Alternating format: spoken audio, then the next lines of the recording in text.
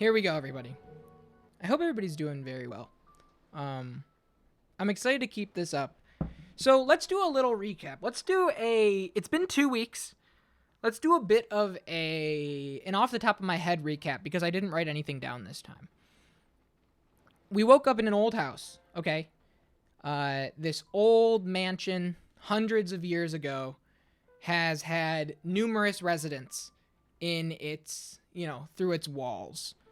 And throughout it all, the constant has been this maid that you see on the left-hand side. She's got some sort of immortality thing going on. I don't know. It's like you think things are supernatural until they're very, very realistically explained. And then you're like, oh, it wasn't even magic at all. But as of right now, she's immortal. And she kind of greeted us because we woke up in this chair by the fire and we had no idea who we were. And she's like, here, come with me. Come with me. I'm going to take you through the history of this mansion, lead you through each door, and you can see the tragedies that have befallen this place. There's a lot of history in these walls, and maybe by learning about the mansion, you can remember yourself in the process. So we did door 1. That was the first 2 episodes.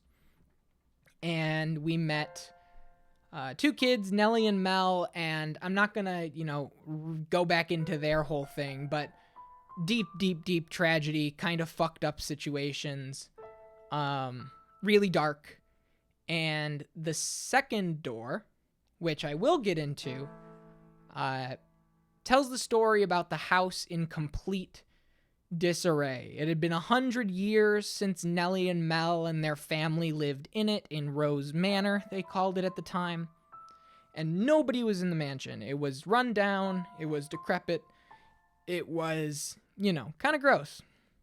And the maid finds a beast living in the basement, in the wine cellar underneath this mansion. And, she greets the beast kindly and invites the beast up and says, you know what? Nobody's living here. So if you want to just chill and be, enjoy yourself, I can help you. I can cook meals. I can do all that kind of stuff. I'm kind of the maid of this mansion. And right now I don't have a master. So feel free. Come through. And the beast did. And he slowly but surely learned to speak the maid's language. And his kind of beastly impulses started to settle, and he kind of just became a member of this house and would eat dinner with her and chill and relax until one day a traveling salesman pulled up at the door and was like, hey, I'm so sorry. I'm completely lost. I just need... I need some shelter, I need something, or I need somebody to point me the way. And the maid invites this dude in, and they have a nice dinner, and this traveling salesman makes some comments about the beastliness of the beast, if you will. And the beast, Bestia, as they called him, snapped. And was like, I'm a fucking beast at the end of it all. I can't be a normal person. And lashed out, killed this traveling salesman. And, I don't know if he ate him a little bit, but definitely tortured and killed him. Which started an era of the beast inviting people in and then torturing and killing them. And that was kind of his MO for a little bit. The beast would trick these lost poor souls in the woods to, give them this false sense of security. Right. You remind me of Mr. Beast. He did the squid. What are you doing? No! Giving this false sense of security and then torturing and killing and having a little snack. That was until a girl with white hair pulled up at the house. And this is her in door 1, but just imagine she has a green dress now and her hair is a little shorter. Okay? That fucking sound literally made my heart rate go up. It gets intense, Stadium Arts. It gets intense. And the beast was so ready to attack and kill and eat this beautiful white-haired girl until he realized that she never saw him as a beast at any point. And after, like, prodding her to, like, be like, call me a beast because I'm gonna fucking kill you, she was like, oh, by the way, I'm blind. I can't see you. So to me, you're not a beast at all. You're just a guy. And that began the little, Beauty and the Beast scenario between the two of them, between the blind, white-haired girl and the beast.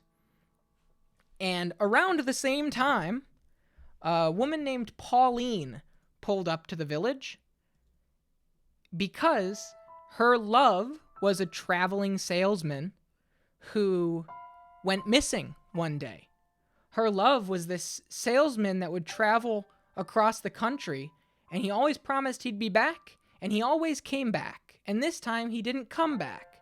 And so Pauline set out to find the traveling salesman, her love, that disappeared somewhere in this town.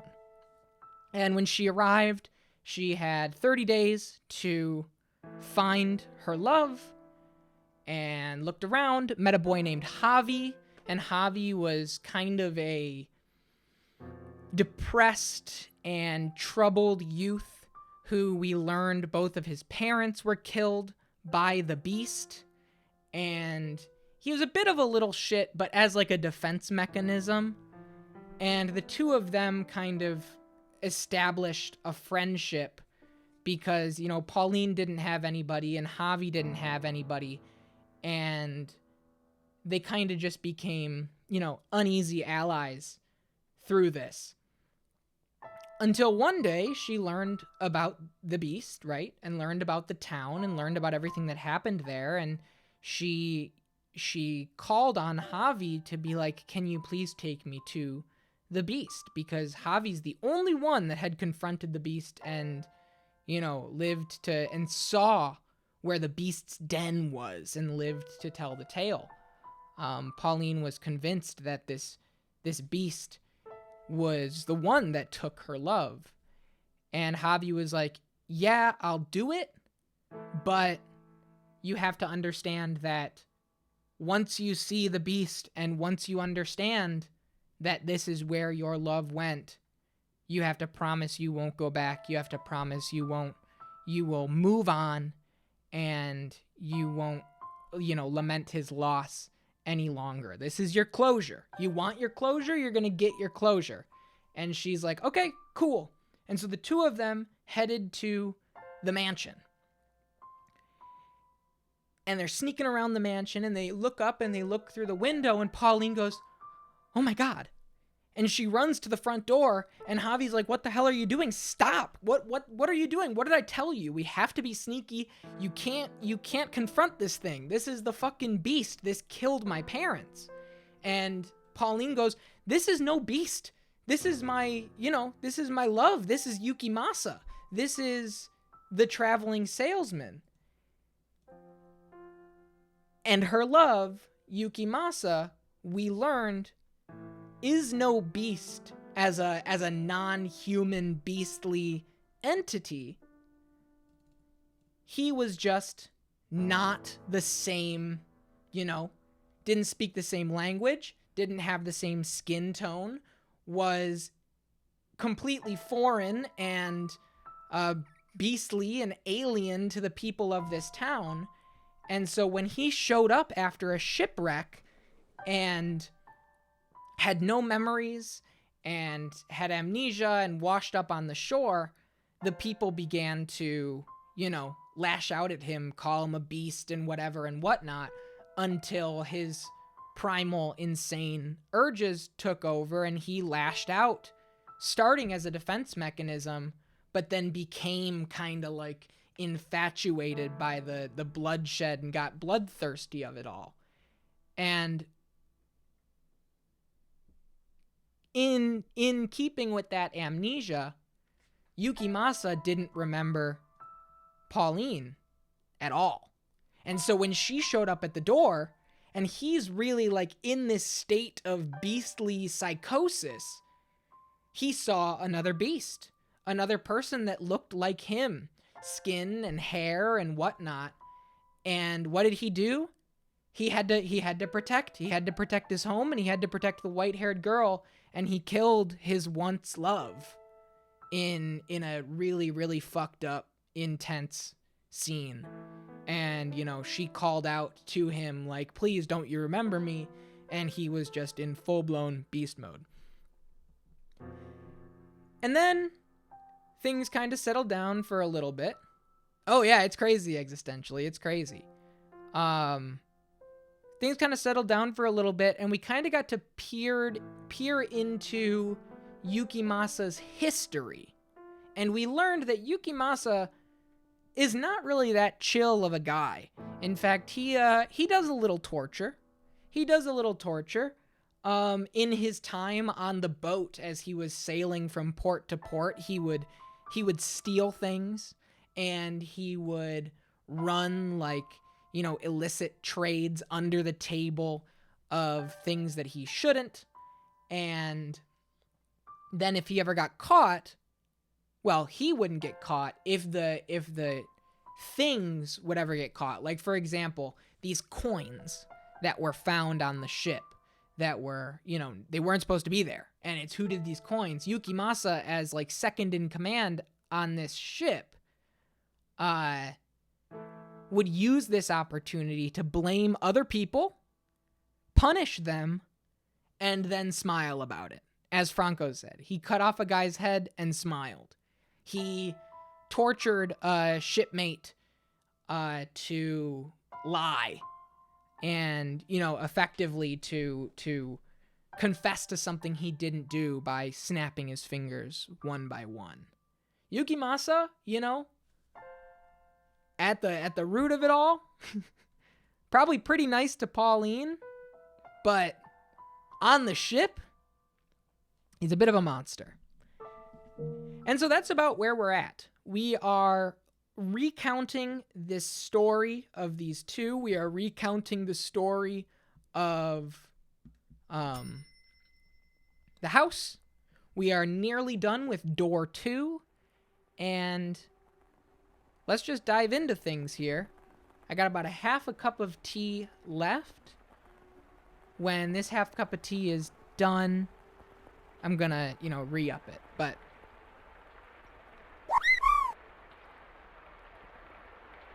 caught me drinking. Thank you so much, Earth Nuggets. Holy shit. I appreciate you. Wow. Let's go. Ooh, this is good. Wouldn't let me use this for the 3-second rule, the sick fuck. That 3-second rule song is great. Here we go. Man.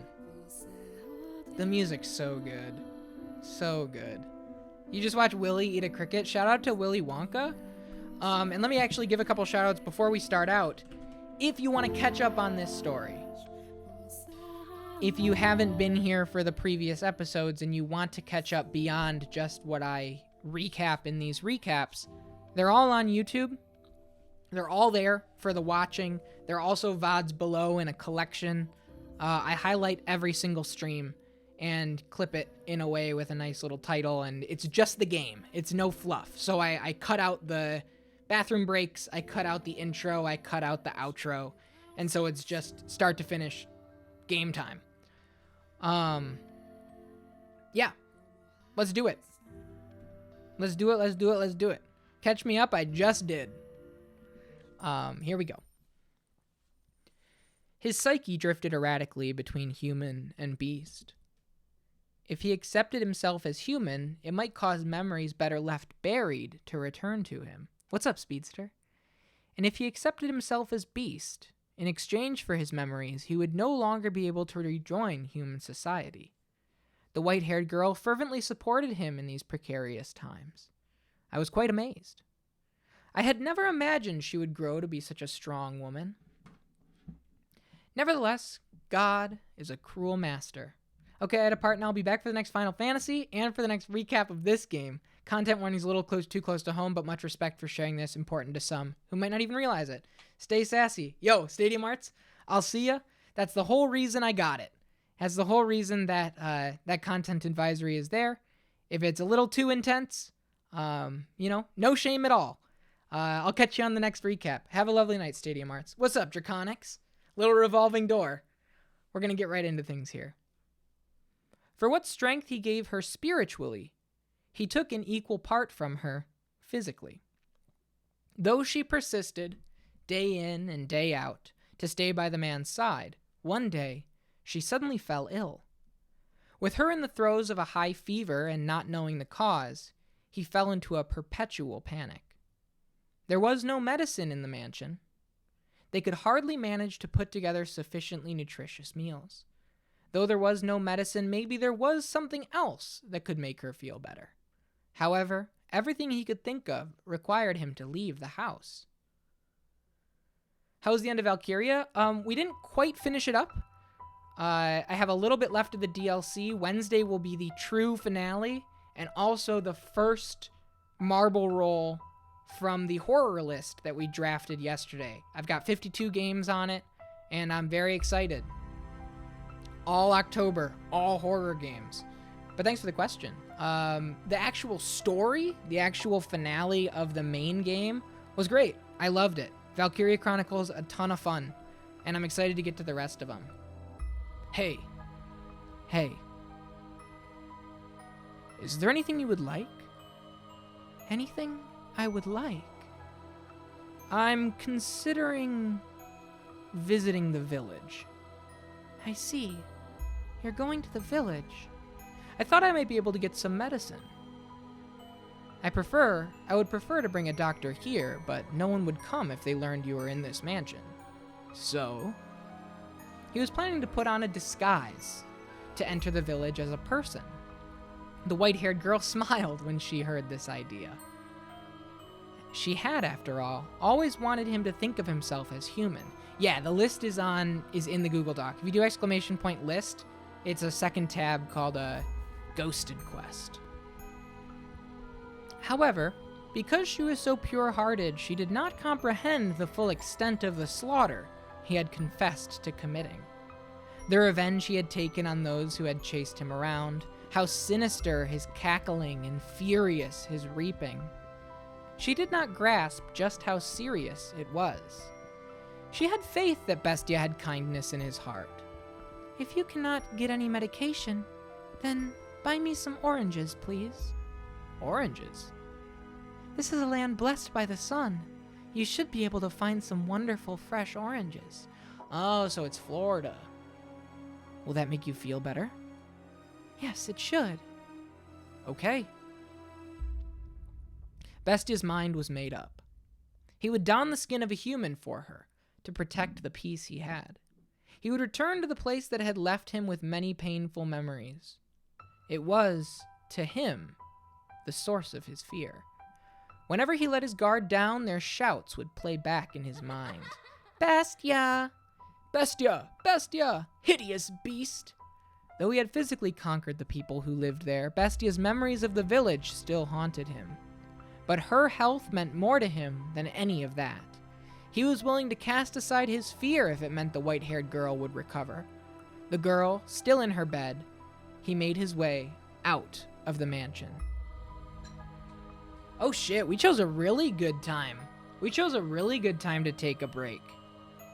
He crossed the overgrown forest, pushing forward, one step at a time, all the while trying to brush aside his apprehension, until he arrived at the village. What game am I rooting for on the list? I don't know. That's a good question. There are a lot of heavy franchises, like the first Silent Hill I think would be really fun to run, but also some esoteric stuff, like, some of like the Japanese only fan translated stuff I think would be cool. I think Echo Knight would be a fun one too. I really don't. If I had one that I wanted more than the others, the list would kind of fall apart in ways. I think everything on that list is kind of in an equal footing for what I want. I don't have like a way above the rest game that I wish we could just start playing right now. This is where they called me a beast, where I was almost killed, and where I killed them. I look different than I did then. I'm dressed differently too, but can I play the part? Can I act a convincing enough human? I have no choice. There are no other villages. I can't let her die. Excuse me, could you answer a question for me? A village man is looking at me. Only for a moment, but for me, that moment is torturously long. A faint look of panic crosses his face, perhaps in fear of my appearance. He's staring at me. Will he point his finger and call me a beast? Will the other villagers come to kill me? However, I haven't seen you round here before. He didn't recognize me. Yes, I come from a faraway land, and I am unfamiliar with this area, so... You're dressed like a nobleman. On a secret trip or something? Says something like that. You look really pale, though. Searching for a doctor? Ah, yes, but not for me. My companion has come down with a fever. Sorry to hear it.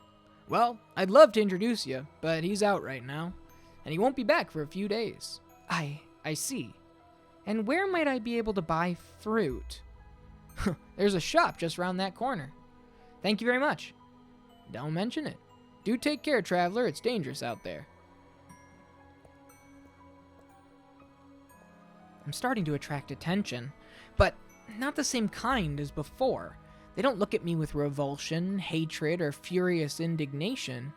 They're simply curious. The village feels different than last time. Could it have changed this drastically? Or is it because I really did look like a beast back then, and now I look like a human? I don't know. Excuse me? Me? Yes? I would like to buy some fruit. Some oranges. Oranges? Alrighty, just a sec. The fruit vendor doesn't recognize me as the beast either. Any other year and they'd be a lot plumper than this. But this year we've had the end of the war and this whole mess with the beast, and it's just been crazy. If you'd like, how about you come back in a few years and try our oranges again? They'll be several times better, I assure you. I'll keep that in mind. You bet, that'll be... I'm sorry, I don't have any local currency. Would this suffice? What? How is... No good, I take it? No. On the contrary, it's hardly fair for you, trading a jewel for a few oranges. It's all I have to offer. I hope you can exchange it for money. Sure. You nobles are something else. Noble? Aren't you? Though if you do wander around dressed too well, you put yourself in danger. You might find yourself stripped bare by a bandit, or perhaps even catch the attention of the beast. The beast? Everyone mentions the beast. They speak of me. Have you heard the tales? I have not. There's a beast's den not too far from this village. It's attacked before, and we've been living in fear, never knowing when it might attack again. But that all ends today. Huh? The men have finally found their spines. They all got together and went out to exterminate it. What? And you'll never guess who's responsible. A kid! A little boy is spearheading the attack. Huh? Never would have expected a little kid to whip all our lazy, cowardly men into shape.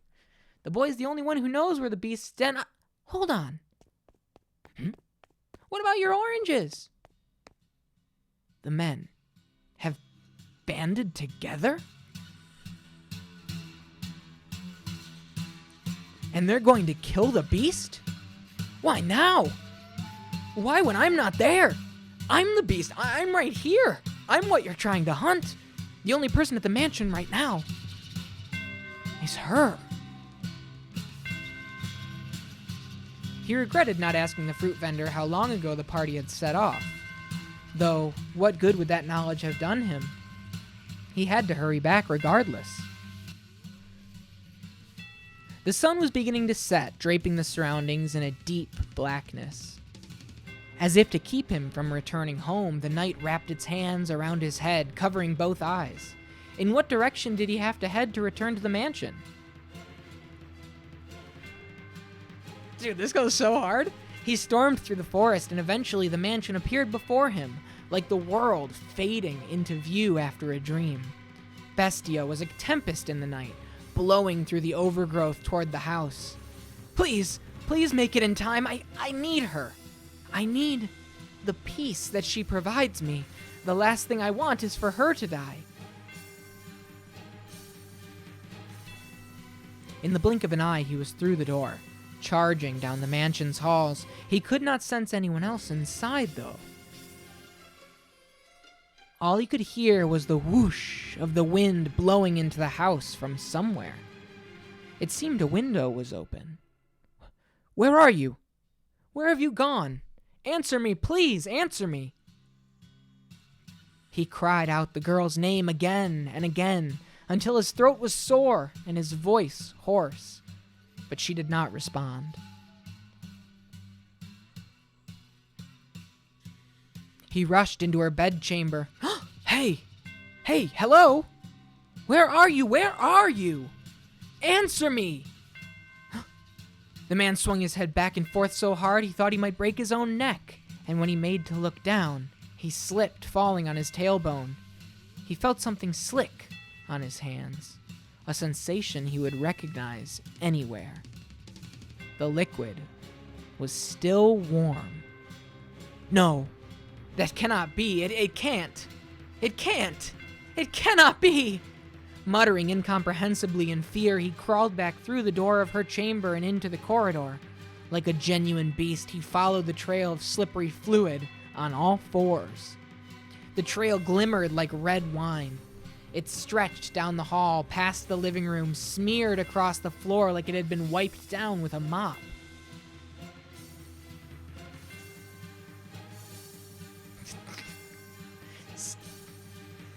The man crawled and crawled and crawled until at last he reached the stairs leading down to the cellar. The ruby trail continued.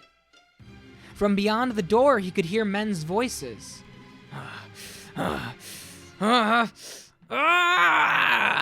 With a howl, the man stumbled down the stairs, throwing open the wooden door. His first impression was that stench of blood was suffocating. And indeed, there he discovered the white-haired girl. He found himself unable to even scream.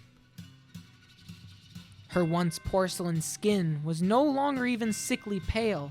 It was now the bloodless color of dirt. She was sprawled haphazardly out on the cellar floor, dried bloodstains around her half-open mouth. And those lips were, naturally, lacking their former rosen sheen.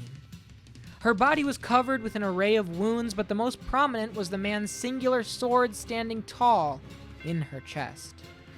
This is the Bestia? He doesn't look the same. It's him. He's the same guy. He's the Bestia. I'm gonna do a quick advisory here, just in case.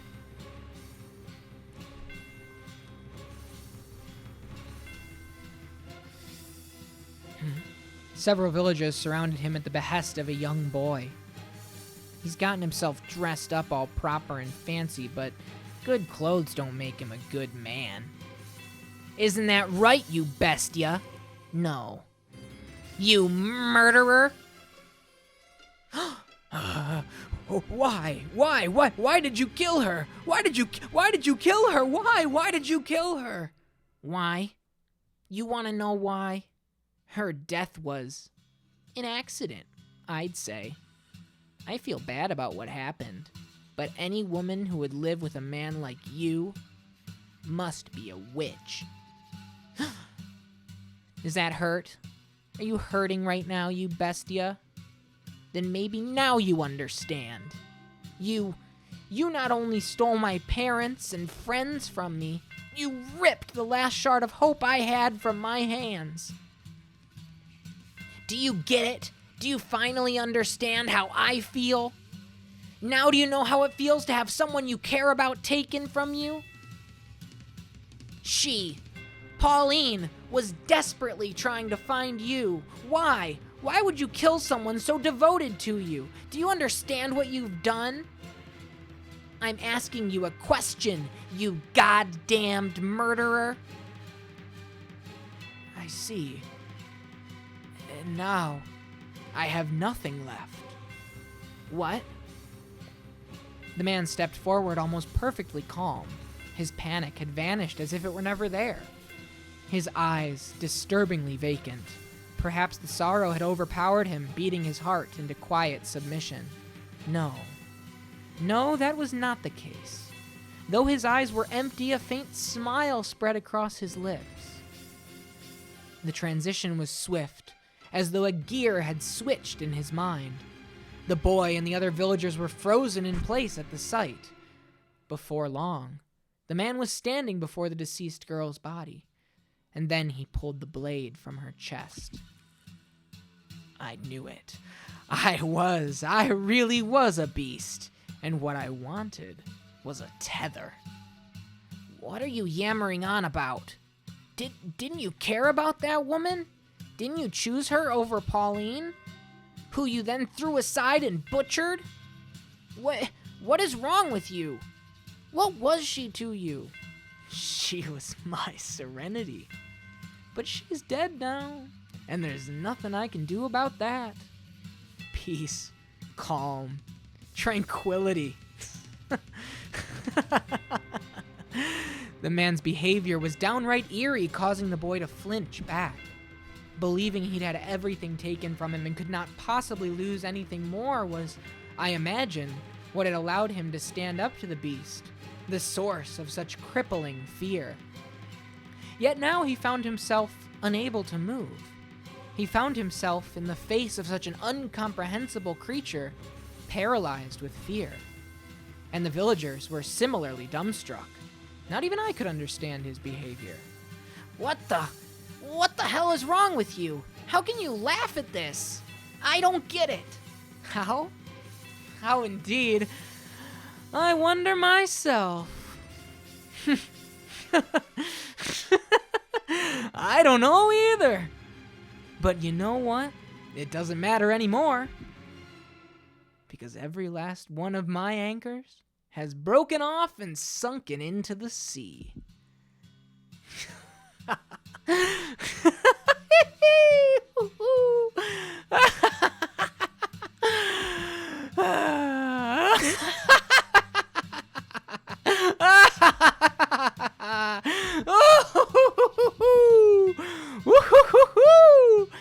Damn it! Get moving! Kill him! I'll slaughter every one of you. Every last one. Ah, yes. My whole life, I've always wanted to kill.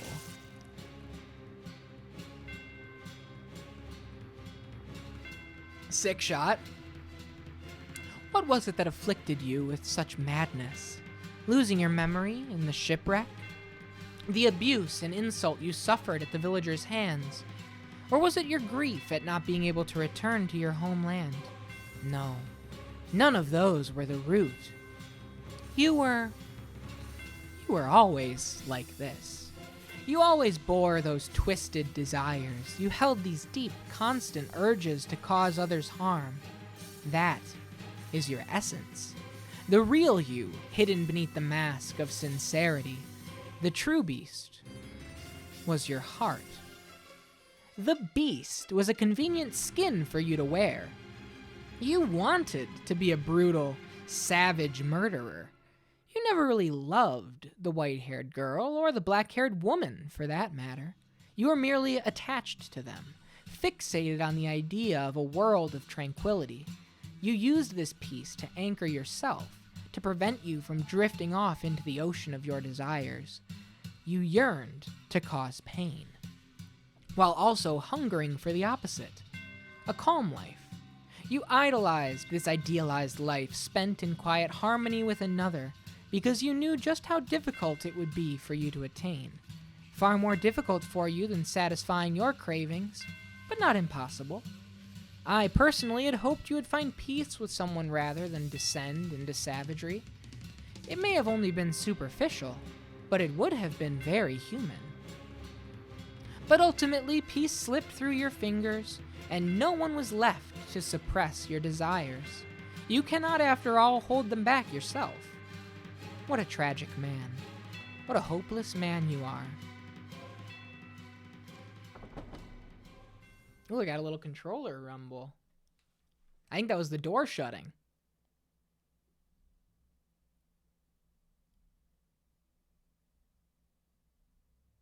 The door to the cellar swung shut.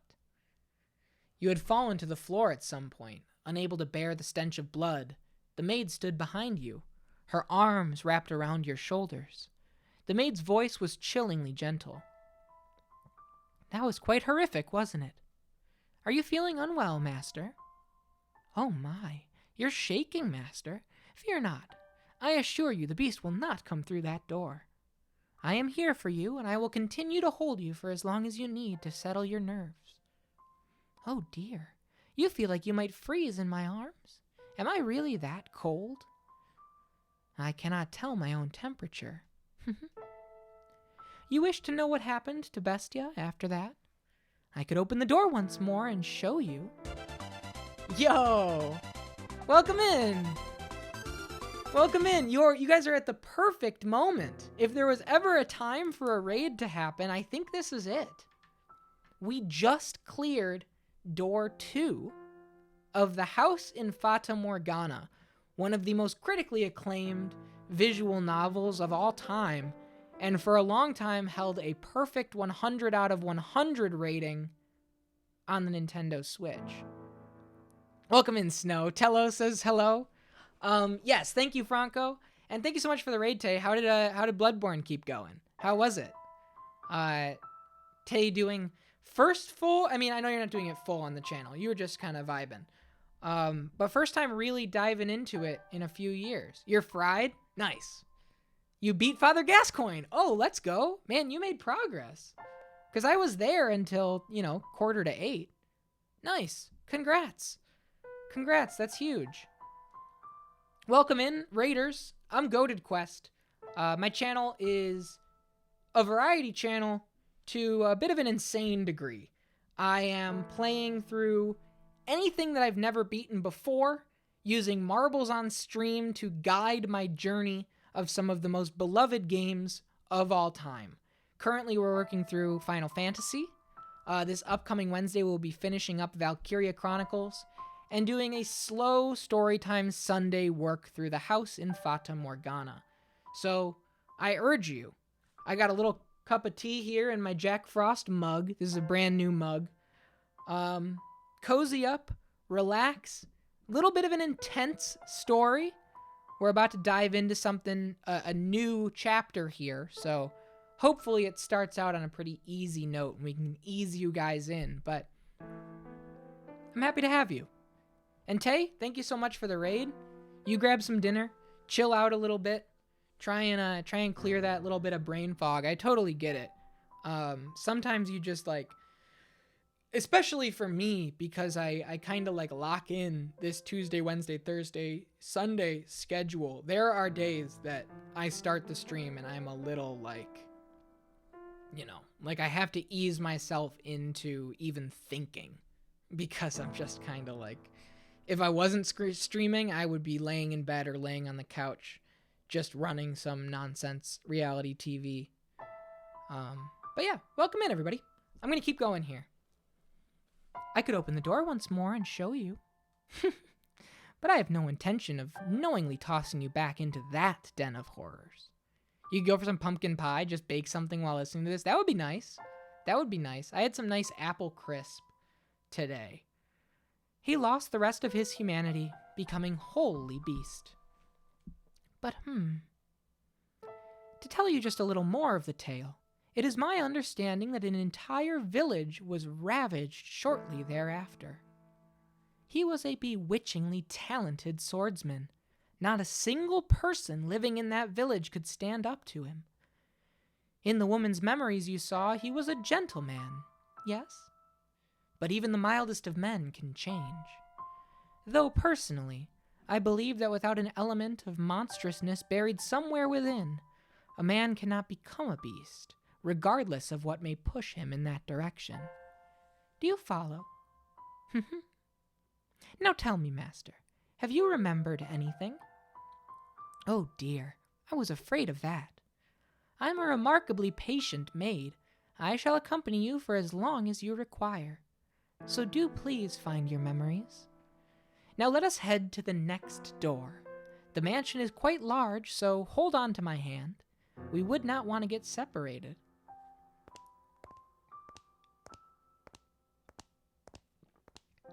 You and the maid traveled down the dimly lit hall, passing by the mirror once again. The light from the candle in the maid's hand was the only thing that reflected in it. The maid herself did not appear. However, just as you were about to avert your eyes, you thought you caught a glimpse of white hair.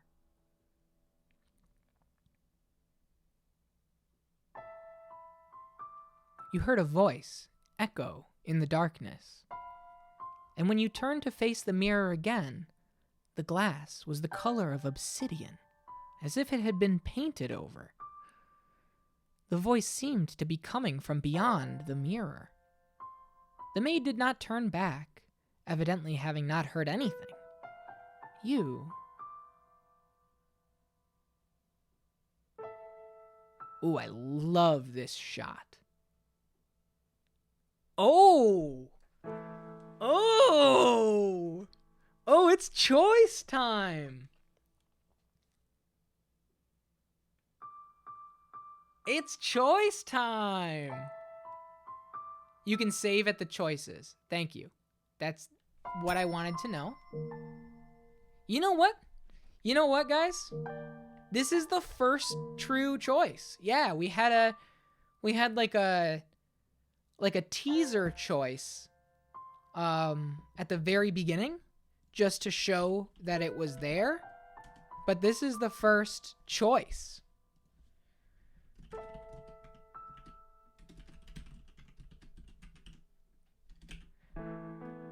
I'm going to do a 2-minute poll here. Are we extending our hand or averting our eyes? Make your choice. Make your choice. There are 8 endings to this game. I should note that.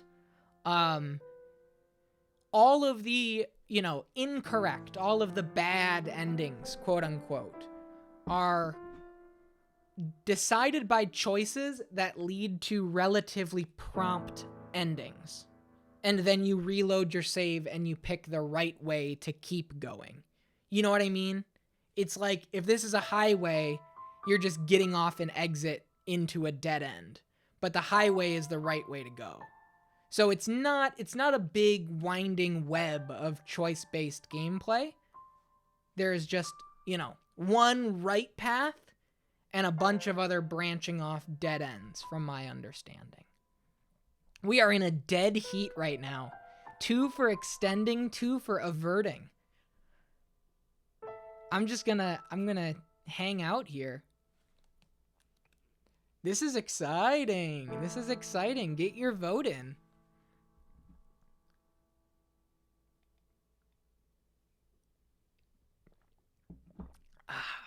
I may have to be the tiebreaker on this one. Turn off the game? I won't be doing that. Oh my god. Oh my god. It's another dead heat. More votes came in. I don't know what we're averting or extending. This obsidian mirror. I love choices. I love choices. Please let me make choices. Franco, you want to make the choice? I'm gonna make Franco beat this last week, so we're in a dead heat because Franco's done this. What do? We extend our hand. Okay. And I think you know what I would want. I would want the wrong thing, so that we can see it and then move on to the right thing. Yeah, extend our hand. All right, let's extend. Here we go. You extended your hand toward the darkness, overrunning the mirror. The second your hand brushed against the surface, the tips of your fingers sunk into it. And the next thing you realized, your whole world was sinking into darkness. You could hear a voice.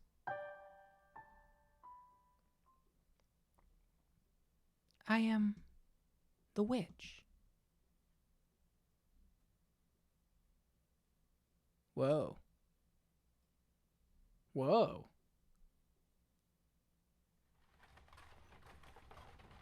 Ooh. It's getting foggy. Looks like it might rain. Maybe we should take a little break. You want to keep going? Oh, all right then.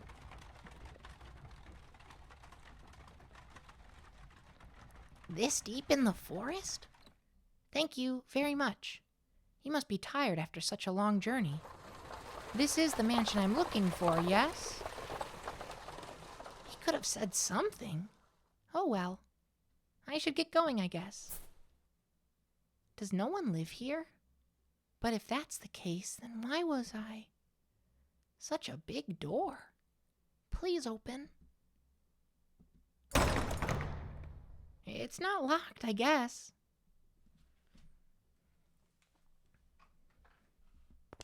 I wonder if the window's open. Darn, not a hint of light. Hello? Is anyone there? Please don't tell me it's actually abandoned. I suppose I can't know without looking around a bit more. I love this blue, by the way. What do we have here? Drapes?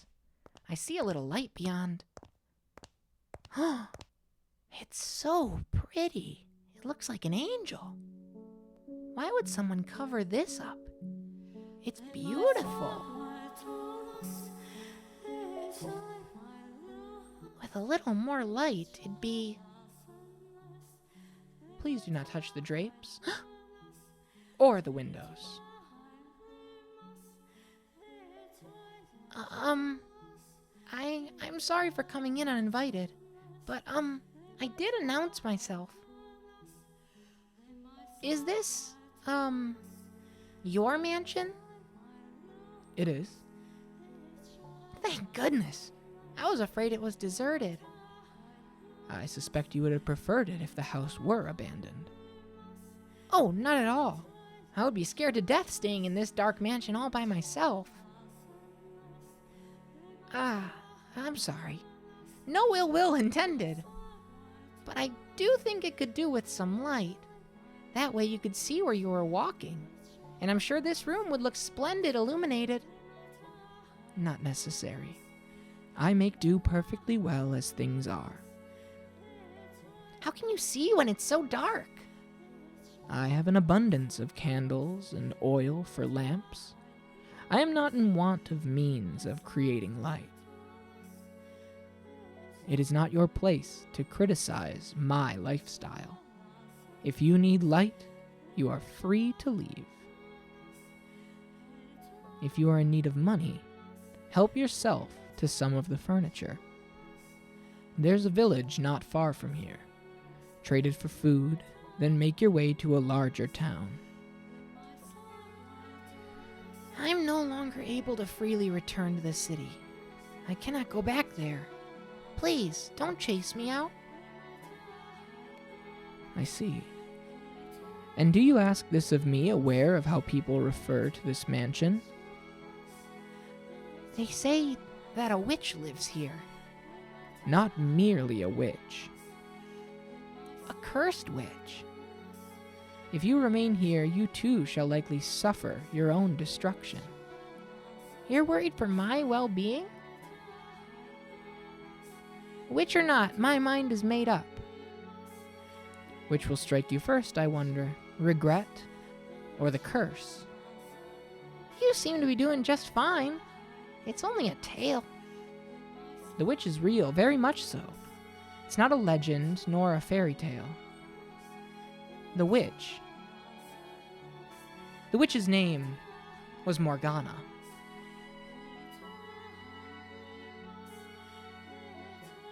is me.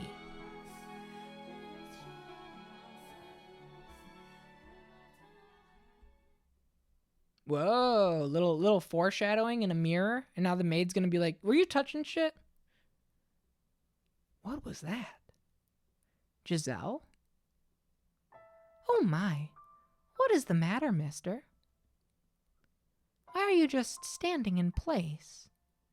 There's nothing there. The maid did not seem to have seen anything. You made to ask her about the scene you had just witnessed. Master, you look like you've just seen a ghost. What's the matter?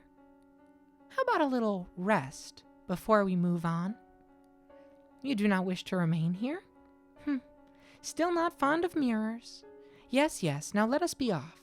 I too dearly wish for you to return to your old self as soon as possible, Master. If your desire is to push onward, then I could hardly be happier. Now, follow me. You followed the maid's lead, returning to the living room. From there, you climbed a set of stairs, your hands sliding through the dust that had settled on the ebony railing. When you stepped out of sight of the mirror, the maid returned to normal. You had been on the verge of remembering something, but you were no longer in a position to be concerned about such things, for the chill in the air within the mansion seemed to have intensified. Standing at one end of a long corridor, you asked the maid, When was the mansion built? I would imagine you know more about that than me, Master. Yes, I know. You've not yet regained your memories. I was simply teasing you. I have been a servant of this house for many, many years, but the truth is I do not know everything about it. All I know is that the mansion is cursed, and that it has brought misfortune upon its residents, since times of old. I can make a conjecture as to when it began, but I believe you should figure that out for yourself, Master. There's no guarantee my perspective is the correct one. Now, let us proceed. This place is cursed? What? You mean they didn't use the Nathan for You ghost realtor? You and the maid traveled down the dimly lit corridor. While the layout of the house was the same as in the eras of the flaxen-haired boy and the beast, the bleak, colorless gloom felt incredibly dreary. On the wall, partway down the hall, hung a painting. The painting, which depicted a beautiful landscape, was oddly entrancing, but you did not have time to appreciate the artwork. Your hand in the maid's, you passed by the painting. Before long, a door came into sight at the end of a hall. This door is what I would like to show you next, Master. Listen closely. Do you hear the voices? Lively but rough, energetic but coarse. What lies beyond this door is neither a period of elegance and abundance like the first, nor one of ruin and savagery like the second. Technology and culture had become quite developed. Cameras and photography had been invented. It was a time of great progress and many breakthroughs. And for that reason, those who lived in it were constantly seeking to try new things. The tale I am about to tell is one of a man who wagered everything on his ambitions. I hope that what you see, Master, will stir something in your heart. Now, through the door we go. Please, do not let go of my hand. The maid pushed open the door. Colorful balls bounced around atop a long, dark green table. One man, dressed in black and standing by the billiards table, turned toward the door. The room was inundated with eye-watering cigar smoke, causing you to squeeze your eyes shut.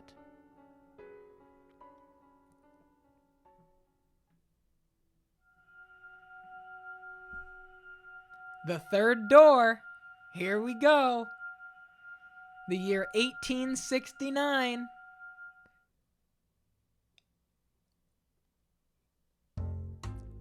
Ooh.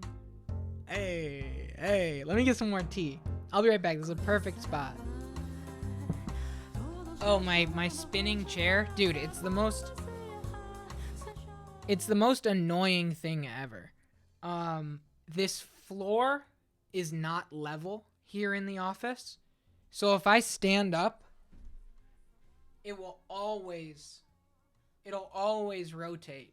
So when I leave for the night and leave the office, I have to basically push in the chair as much as I can so that the armrests stop it from spinning. It's so annoying. Your chair does that too? Yeah. I thought it was just the chair, but it's the angle of the room. It's an old house. Old house, not quite level. Okay, folks. I got my tea here. Let me put my spoon in it to keep it steeping. These are my makeshift. I tear a hole in the top. I put the handle of the spoon through it, and I let it rest, just like this, to get nice and warm and steeped. Yeah, it's just a level thing. That's what the screaming in the middle of the night is. That era was a rat race of innovation and development.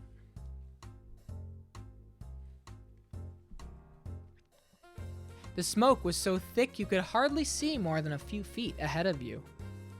I could compare it to a dense morning fog, but that might give the impression of beauty, and of that there was little to be found in the haze. Do you see the silhouettes of several men in the smoky room? The one in the middle, the one looking in your direction, Master, was the present master of the house. God damn it! God damn it! This is the Jacopo era? His name was Jacopo. And though he dressed in such fine attire, I sincerely doubt he understood how splendid the furnishings left in the mansion truly were. I am a faithful servant of this house, and I would not for the life of me dare speak ill of my master. However, this is a time long past. I imagine God would be so kind as to turn a blind eye to a little bit of honesty. I was not terribly fond of my master back then. He had wavy hair, the color of over-dried tea leaves, a piercing gaze, an arrogant smile, and he wore a hat that made him look rather haughty. He put his trust only in money, renown, and rank. He loved only the iron and steel that had revolutionized so many industries. He had not the slightest bit of love or care for other people. At the very least, that is what I believed at the time. Take a look around the room, Master. Jacopo had remodeled it into a recreation area. A billiards table sat in the center of the room, and the downward-facing lights hanging from the ceiling were special made. The lights shone upon the dark green stand like a stage. Cigars and bourbon-lined glass cases installed in place of bookshelves. The cases were always fully stocked, their contents available to partake of readily. At that particular moment, as he had many times before, Jacopo had invited several friends and acquaintances, and they were entertaining themselves. His wealthy, high-ranking acquaintances had a variety of hair colors, from polished brass to the brown of a baby robin to the color of sunburnt wheat. There was also much greater variation in skin tone compared to the visitors and residents of previous eras. But that was hardly any surprise, for the mansion sat upon land inhabited largely by immigrants. The New World. What's the matter? What are you looking at? I don't know what to do. I don't know what to do for Jacopo. Nothing. I just thought I heard someone say my name. Ain't no one there unless you're seeing a ghost. I don't believe in such nonsense. It's an old house with a long history. Wouldn't be surprised if it had a ghost or two. But if the place is gonna be haunted, I'd take a princess over a bloody broad any day. A princess, eh? And when she showed up, you'd have your way with this ghost lady, am I right? Color me impressed, son. You jumper bones, and she don't even got any to jump. Come on now, that's hardly fair. Not much you can even do with a ghost. My God, are you men or children? This is my house, and I would rather you didn't talk about it like that. Just the blathering of a couple of drunks. Pretend you didn't hear nothing. For the love of God. In any event, whatever happened to that printer you invested in? I haven't heard their name come up in some time. Ugh, can we please avoid that topic? It's been quite the headache for me. I thought it'd pay off, but it always sounded sketchy to me. I'd recommend you'd pull out unless you want to find yourself with nothing left but a nice fat pile of debt. You could have mentioned that beforehand. Ugh, this is killing me. The men's deep voices resonated in the cloudy room. As they imbibed alcohol and puffed on their cigars, they conversed mostly about business and money. Yo, guys, my big break. Oh my God. Followers, primes, and viewers at mystream.store. Aloha to you as well. Oh my God. I hit the fucking lottery. Hey, we hit the fucking lottery. Let's fucking go, Dolly 123. Welcome to the fucking party. Jacopo and the rest of the men were a breed known as investors. You might also call them tacticians. One sec. I knew them as chumps. They survived on information attained before anyone else by making swift decisions and having foresight. Though instead of flesh and bone, their soldiers were made of ink and paper. To an outsider, this meeting might appear to be a congregation of friends, but in reality, they were observing each other, gathering information and anything else they could use to get ahead.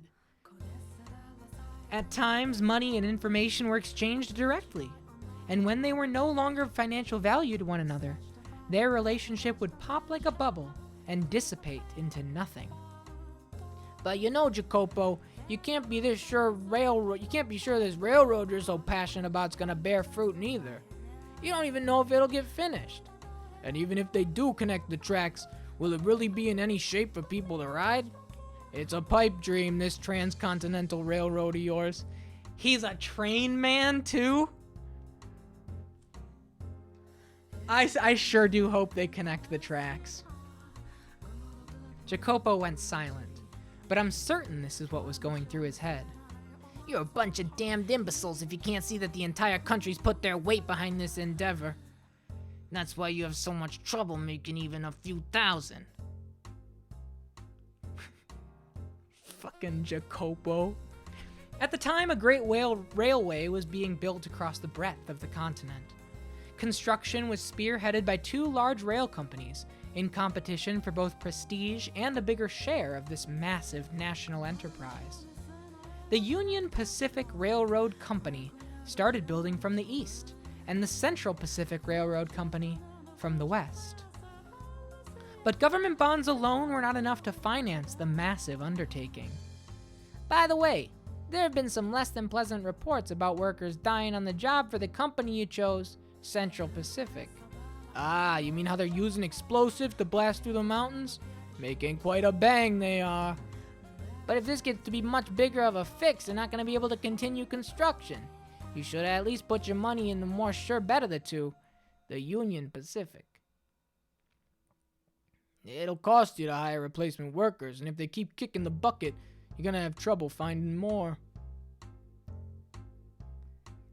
My goodness. And here I thought you all had spines. You think we're going to run out of workers just because a few ate it? Ha!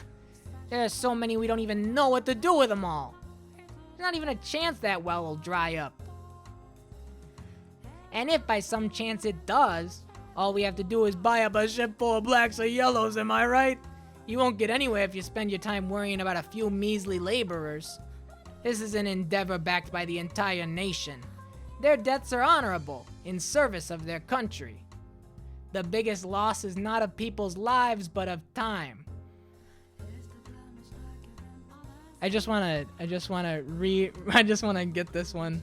One sec, let me stand by. Just put it in the books. All right. Also, the longer a project takes, the more money it costs and the less profit we make. What we seek is rapid progress, even if the methods to obtain it are messy or deadly. The other men in the room chuckled uncomfortably at Jacopo's distasteful choice of words. Do you agree with his way of thinking, Master? Perhaps he does have a point in that great sacrifice is necessary to accomplish great things. And it is true that tragedy often lies in the shadows of the splendor of times long past. Furthermore, the way people see the world changes with the times, so I hesitate to criticize him too severely. Now, as I'm sure you've picked up on, he was an investor who had put money into a railroad company. He also possessed several crude oil refineries, riding on the world's second wave of industrial development. The mansion, too, bustled with life, in a way it never had before. Dozens of maids, including me, gardeners, chefs, sculptors, artists. At times, we even had writers coming in and out of the house. There was rarely a moment of silence. However, I was not terribly fond of the hustle and bustle, personally. But please do not get me wrong, I am hardly opposed to the mansion being cheerful. It was just, how should I put it? The splendor of the time seemed superficial, heartless. It was as though everyone was being rushed along by some unknown, invisible force. Part of it was, I expect, caused by the growing divide between those standing at the top and sitting at the bottom. Or perhaps the mansion was simply taking after its master. There's no time to waste. Everything's resting upon the success of this project. Whatever it takes, I'll ensure it happens. I need more money and more power. Suddenly, a restrained knock on the door stopped his train of thought. From beyond the door came a woman's voice, gentle as a soft spring breeze. Pardon me, I have made some tea. May I offer anyone a cup? Yo! There she is! There she is! The white-haired broad. What if in this one, it literally just... in Jacopo's time period. It really is about drive, it's about power. It was indeed her. Are you surprised? Or did you anticipate her appearance? Though she was not the same age and dressed differently, the white-haired girl... Hey, you toots, pass me a cup of tea. Anyone see Edgerunner yet? I watched the first episode, Tiny King. I love it. I'm so excited. Tiny King. Take a look. There are two things, Tiny King. First things first, horror game list has been made. If you click that link, look at the horror game list. Second thing second, this is a very adult stream. This is a very adult game. This is a very intense game. I love you, buddy, but be mindful. Be mindful. You'll probably get bored anyway, but I don't know. It gets kind of fucked up in this game. Hope you're doing well. Hope your evening's going well. Though she was not the same age and dressed differently, the white-haired girl, whom you saw fall into the hands of misfortune in the era of roses and the era of the beast, was also present in this era of innovation. Furthermore, no way! She was Jacopo's wife. T, I don't recall asking for that. When were you asked to make it? I wasn't, but I had the leaves in the most wonderful aroma, and I thought you might enjoy... shut your trap and know your place. What do you think we have all these maids for? Hey now. Hey, no need to treat your lady like that. She was just trying to be courteous. These are my personal affairs. Keep your comments to yourself. His friends were unsure how to react, but ultimately nobody stepped up to stop Jacopo. They merely shrugged, tossing glances at one another. Jacopo stomped over to the white-haired girl. He then grabbed her by the arm and dragged her from the den. What the hell do you think you're doing? I've told you time and time again to stay away from that room unless absolutely necessary. I'm sorry, but, I made tea and... Ah, shut up about the tea already. You think we're having tea parties in there like a bunch of prissy nobles? I'm sorry. If you really feel so bad, don't go in there in the first place. Capiche? Get the hell back to your room. I meant no harm.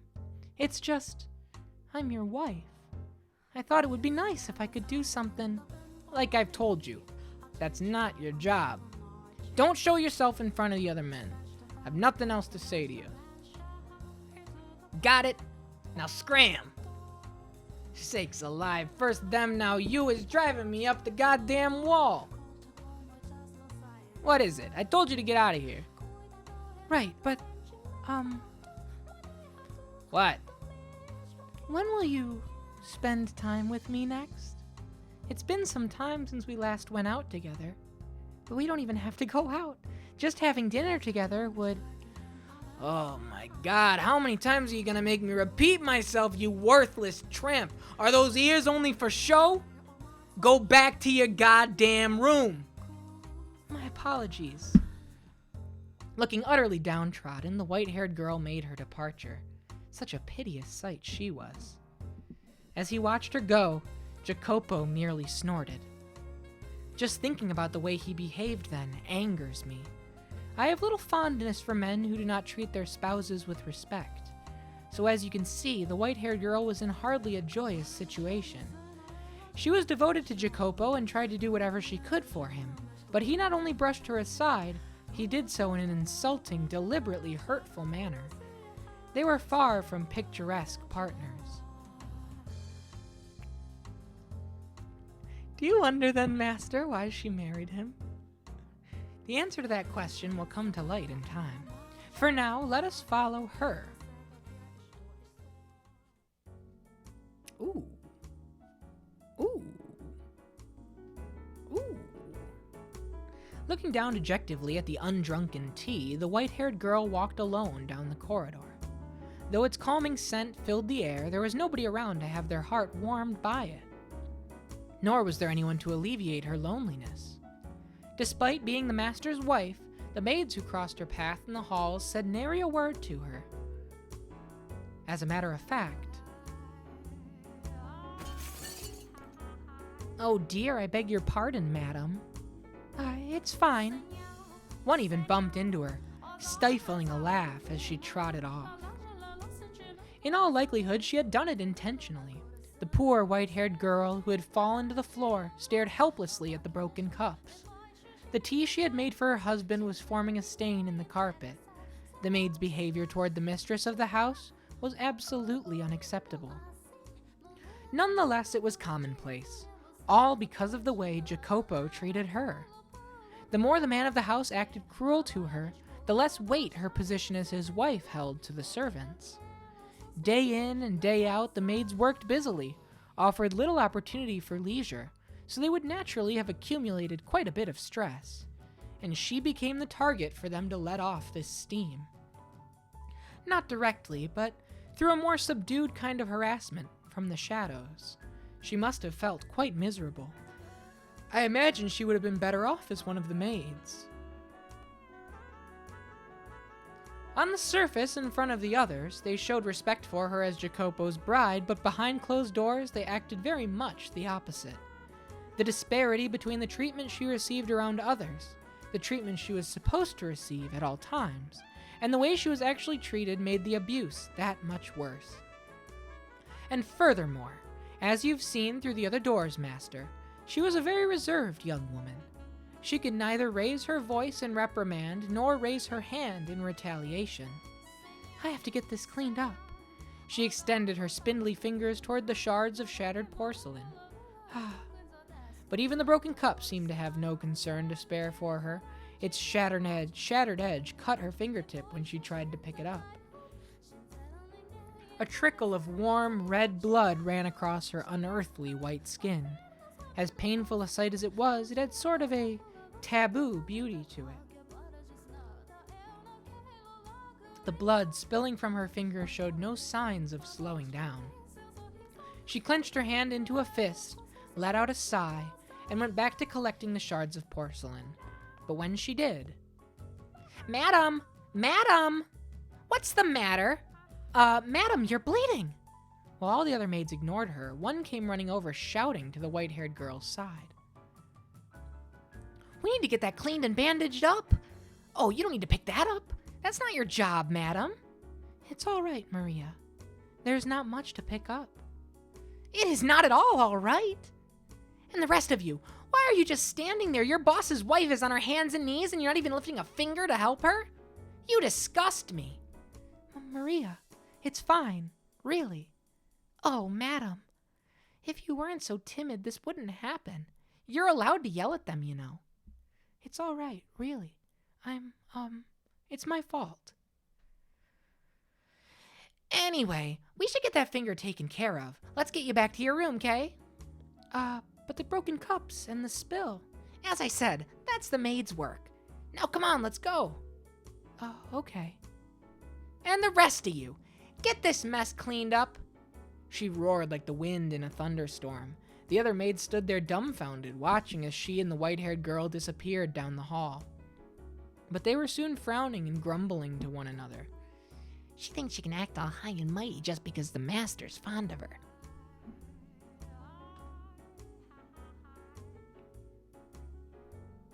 The woman's name was Maria. She was one of the maids. And she was the one person in the mansion the white-haired girl could think of as an ally. Though her husband paid her no mind, and the maids made her life miserable, just one person, Maria, treated her with respect and kindness. Shout out to Maria. I've never met a Maria I didn't like. And I've met one that I love. And I'm sure you can readily imagine just how much of a lifesaver that was for her. I too found myself somewhat relieved that Maria was there for her. Being a servant of this house, I was also one of the maids working there at the time. However, I was unable to involve myself to any great degree in her fate. This meant that there was little I could do to assist her, even in times of pain and unpleasantness. The best I could do was pray that Maria would continue to lend the white-haired girl her hand. And my grandma's name was Marie, and that's close. And that does it. Thank you, Maria. You're always such a big help. Oh, no need to thank me. I just did what any good maid should do. No one else is in the room, you know. Oh, right. Then I can drop the act? Man, I just can't get used to talking all stuffy. I'm out here doing my best, but the head maid's still spouting stuff like, your manner of speaking is improper for a servant. Every single time we meet. Ish, come on, just shove it, would you? You're a damn creep. No, you mustn't speak of her like that. Sorry, slip of the tongue. She just kind of gives me the willies, you know? Speaking of, you drop the stuffy talk too, madam. Kind of awkward if only one of us is acting casual, you know? This is normal for me. If I attempted to talk like you, I would freeze up out of nervousness. This is my casual. Fair enough. Guess that what happens when you're raised well. I like it though. It's got a very regal feel about it. I don't think my upbringing is the only factor. But you know, upbringing is important. Worth a whole lot more than money, I'd say. I suppose. Thank you, Maria. You're always so compassionate. You betcha. They don't call me the Virgin Mary for nothing. I practically bleed compassion. You know, that might be true. You very well could be the reincarnation of the Mother of God. No. You were supposed to laugh at that. It's just embarrassing if you take it seriously. Alone in the white-haired girl's room, Maria was acting much more friendly and relaxed as they conversed, as opposed to her no-nonsense attitude in the hallway. The two women were, as you could see, quite close. They had crossed over the wall separating master from servant and built a bond of friendship. And at some point, they had begun to speak frankly with one another when no one else was around. Maria was the only person in the mansion around whom the white-haired girl felt comfortable being open. I imagine she very much enjoyed these moments of conversation. You wish to know who the head maid was? My. Are you sure you want to ask me that, master? Some questions are better left unasked, for your own good. I have to say, madam, you have the prettiest fingers. Mine are all rough and dry and nasty. You think so? Mine haven't had the slightest bit of muscle. They're about as frail as dead branches. Oh, who needs beefy mitts anyway? I still think healthy-looking hands like yours are far more attractive. What? What's to like about these things? Women all over the world dream of having hands like yours. Slender, feminine, and perfectly cared for. I don't know, just looking at them lights a fire in my loins. Makes me want to lick every last one of them. Actually, say, can I lick them? Feet reveal? Hansky, what an insane first message. Absolutely crazy. What's up, buddy? Very, very normal first message. How are you? I mean, I'm assuming you're looking in the Fata Morgana chat. How's it going? Can I run my tongue up and down all 10 of those sweet little digits? Come on, can I? What do you say? I'll give you a pass just because of the fuck shit that's going on the screen right now. Stop that, Maria. Seriously. I'm kidding. I'm just kidding. Oh, Maria. Ah, right. How did those teas turn out, madam? The ones you imported. All the maids just adore it. They can't get enough of that aroma. I'd sure like to get a taste of it. If you, end up with extra, you think you could spare a sip for me? Ah, that was, what was in the cups I dropped. What? Really? Well, ain't that a crying shame? And Jacopo wouldn't have any of it? God, why does that man have such a stick up his ass? You went through all the trouble of making it for him, and he was busy. It's not his fault. Busy? You mean playing billiards, drinking bourbon, and puffing a damn cigar? It may look to us like they're just making small talk, but I'm certain their meeting has some importance to their business. It was imprudent of me to step into the men's world. That's just not right. I mean, you're his wife. Why shouldn't you be allowed into the room? It doesn't bother me. You don't have to pretend. Here's an idea. How would you like to have some of that tea now? We also have some orange marmalade, which you like so much, and a scoop of that and a tray of cookies, and we have the perfect tea time. You're singing the siren's song, madam, but you really should be doing that with him. He wouldn't have tea. I suspect he does not like it. I don't want it to go to waste, so... Madam, I know it's none of my business, and I have no place saying all this, but it's not impossible for a woman to file a divorce these days. You don't have to sit down and take it, not one bit. You're pretty, you're well educated, and you're still young. There's hope, even if you do leave him. There are plenty of other men out there. You aren't obligated to stick with that arrogant jerk. He's very busy right now. There you go again. There was a time when he was kind. He wasn't like this when we first met. Back then, he was a little awkward, but a kind man. Him? A kind man? Yes, believe it or not. There was indeed a time. Say, Maria, would you mind giving me a little bit more of your time? I'll make some tea and we can talk. All right. If you're telling me about when Jacopo was decent, I'm all ears. Indeed. Jacopo in the other room. Hey, Christopher, what the fuck? Hey, I fucking wipe my ass with your feelings. Hey, welcome in, everybody. Welcome to the raid. Thank you so much. Thank you for the raid. Floyd, what's up, buddy? Floyd, you are about to hit, like, the biggest 180 shift. Oh, my God, you're playing Modern Warfare 2.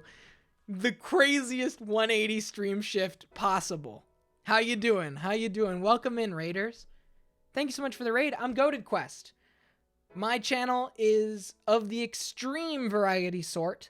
I am playing through any video game that strikes me as interesting, influential, critically acclaimed, or just downright cool. And I'm doing it 4 nights a week here on Twitch. Currently, I'm working my way through the original Final Fantasy, Valkyria Chronicles, as well as currently, as you see right now, the house in Fata Morgana. And this is a pretty wild one. This is, right, like Earth Nugget said, this is like Call of Duty if every mission in the game was no Russian. The House in Fata Morgana is a visual novel. It is a story that, by and large, doesn't have any traditional gameplay elements. We are working through the history of an old, decrepit mansion trying to find out who we are. This was, for a time, the highest rated game of all time on the Nintendo Switch. I believe it currently still holds a 96 out of 100 on Metacritic. Everybody who plays this game, everybody who experiences this story walks away from it saying that it's one of the most impactful, well-written plots of anything that they've ever encountered. It's a lot of reading. I'm putting on some funny voices. A little bit of an advisory before we kick things off here. Yeah, it's very good. It's very intense. There's a lot going on. I implore you to just settle in, get cozy, enjoy the story, and we got another, hour or so before the end of the stream. I appreciate you so much, Floyd. I hope you're doing very well. Isn't Call of Duty fun? I mean, gorgeous. I played a couple rounds on the PS5 last night, and that hotel level is honestly one of the prettiest first-person shooter maps I've ever played on. Like, purely visually, just speaking, devoid of gameplay map design. Just, like, looking at it. Unfortunately, I don't think it will be a big seller. I mean, it's Call of Duty. It's a seller just from that, but yeah, the attention to detail is very, very nice in it. I do appreciate that quite a bit. I haven't found a gun that I'm, like, locked into yet. I haven't found it. I think the starting set is, I don't think it's their best starting set of guns. They'll have to bring in some throwback maps like Afghan or maybe Terminal. Yeah. I mean, the important thing to note, and I think that's where the marketing is failing it, is that you're not the only person that has mentioned that multiple times and mentioned Afghan, like, directly. But it's just a stupid ass name. It's a new game. You know what I mean? Like, the story is not a retelling of Call of Duty Modern Warfare 2. It's stupid. It sucks. I know I'm going to actually hate it, so yeah, not buying. Yeah, I'll probably get it. I have a soft spot for dumb first-person shooter campaigns, big, dumb, set-piece-driven campaigns. And I have fun for a couple of weeks playing the multiplayer with some friends. I played through Vanguard on the stream last year. We did a one-night Call of Duty Vanguard full campaign playthrough. Start to finish, one sitting. It was fun. We had a 420 channel point reward to eat a Dorito. Right, a 4-hour stream. It was about that. It was a quick thing. It's not a remastered version of the original, but alas, I'm still drawn in. Yeah, for 420 channel points, I had Doritos Roulette, which was a bag that they had last fall, where like half of them were like Flamin' Hot Doritos, half of them were normal Doritos. And so it was like, I got a spicy one. It's kind of fun. All right. Let's get back to it. Let's drop the Call of Duty talk. Let's drop the AAA game talk. Let's drop the 4-hour game talk. Let's drop the video game talk. And let's get back to the 40-hour dialogue-driven story game. As I'm sure you're aware, our parents arranged our marriage. Before I emigrated to this country to be married, I lived in a misty island nation. Portraits of my ancestors hung in the house where I lived. I remember as a child wincing in fear at the sight of them staring down at me. My mother and father were constantly telling me to show them respect, as if it was their hard work that kept our bloodline alive and well. However, they were fighting an uphill battle to do the same. It would have been clear to anyone reasonably perceptive that our house was coming tumbling down. Valuable furniture and paintings slowly disappeared, and eventually the portraits were gone too. As our house collapsed, so too did my parents' health deteriorate, robbing us of any source of income. For sure. Thanks, Floyd. Thank you so much for the raid. Thank you so much. It's a tough game to jump out of storytelling mode and back into storytelling mode, so don't take it as any sort of like, all right, back to our regularly scheduled program or anything like that. I really do appreciate it, and I hope you're doing well. Is the beta over tonight? I need to get some games in. We just got a little bedtime story. Joining the stream while in bed? Perfect. And though I was educated, I lacked the skills necessary to obtain work. Just as we were about to run out of money and options, my parents received Jacopo's parents' marriage proposition. Both of our families stood to benefit from the arrangement. I had social status, and he had wealth. We each had what the other lacked. One needs more than money to make it in the world. Without at least a semi-reputable name attached to you, you're liable to get laughed out of most social gatherings. I first met Jacopo here, in this country. We didn't even know what the other looked like until our wedding day. To be quite honest, I was scared to death at first. I was so nervous. What kind of man would he be? Was I to be wed to some middle-aged stranger? We were not marrying because we had fallen in love like a normal couple. I knew I was in no position to be concerned with such things, but when I thought about our future, I shook with fear. But the man I saw through my veil at the wedding was remarkable. He was young, had strong, masculine eyes, and at the same time, he too appeared nervous. He was shaking as much, no, even more than me. Seeing that, the priest gave an impish little smirk when he asked Jacopo if he vowed his eternal love to me. I counted myself among the happy, and I still do.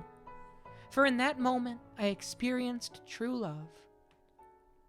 You wanted to hear about when he was kind to me? Well, after the wedding, we were given a week to ourselves. I suppose you could call it a honeymoon, though we didn't take a trip overseas or even go very far at all. He looked at me with uncertainty and asked, "Where would you like to go?" I beg your pardon? That's what this week's for, right? I'll consider granting your request, so tell me where you want to go. This is all so sudden. Nothing? Well, this whole engagement was spur of the moment. Normally, we would have planned a trip in advance. But unfortunately, our purposes serve so long as we act the part. You must be disappointed that you have to plan your honeymoon as it's happening. No, What? Speak clearly. I don't like it when people don't speak their mind. Oh, I'm sorry, but I'm happy, even if this is a political marriage. Well, you're quite the positive thinker. Your parents say something to make you think that way? Well, either way, if you're so glad to be in this arrangement, then hurry up and decide on a destination. Though there is a limit to how far we can go. If you want to take a trip, I'll consider it. This is when he was nice? This was like the kind era? This was Jacopo. He was a really good guy back then. Make your decision right now. Where are we going? I don't have time to waste. And speak up. What? Is something funny? It just seemed comical to me that our honeymoon has begun and we're only now deciding where we want to go. Not in a bad way, though. I'm glad our parents didn't arrange everything for us. Yeah, hiya, Toots. What says you we go and take a trip, eh? Eh? He's so dreamy. All right, I'm totally in on how committed you are to this Earth Nuggets. This is giving me the same vibes as my grandparents when they knew I wanted their help to pay for college and they said, "We invite you to make your case." Like my dad when I wanted to buy my first M-rated game. He'd take me to Blockbuster. But why do I deserve it? Perhaps you've heard, but I'm quite sensitive to sunlight and not in the best of health. So it would be rather trying for me to spend a full week out of the house. We couldn't go on a trip, but if it's not too much trouble. Hey, speak up. Could you show me around town? I'm new to this country and unfamiliar with its customs. and I'm rather afraid to go wandering about on my own. Show you around. Yes. Would that be possible? On a rare bit of time off, you asked me to show you around town. Is that really the most exciting idea you have? I'm sorry. If, there's somewhere you would like to go, I'm fine with that. I'll accompany you anywhere. As if I could drag someone who just professed being sickly all over the country. My God, I've lost all interest in a trip. Hello? What are you doing?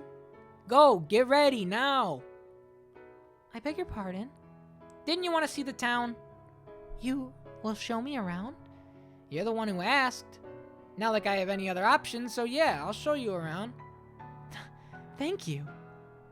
Don't just stand there, you dullard. Get a move on. One moment. Wait for me, please. Yeah, Jacopo kind era, you dullard.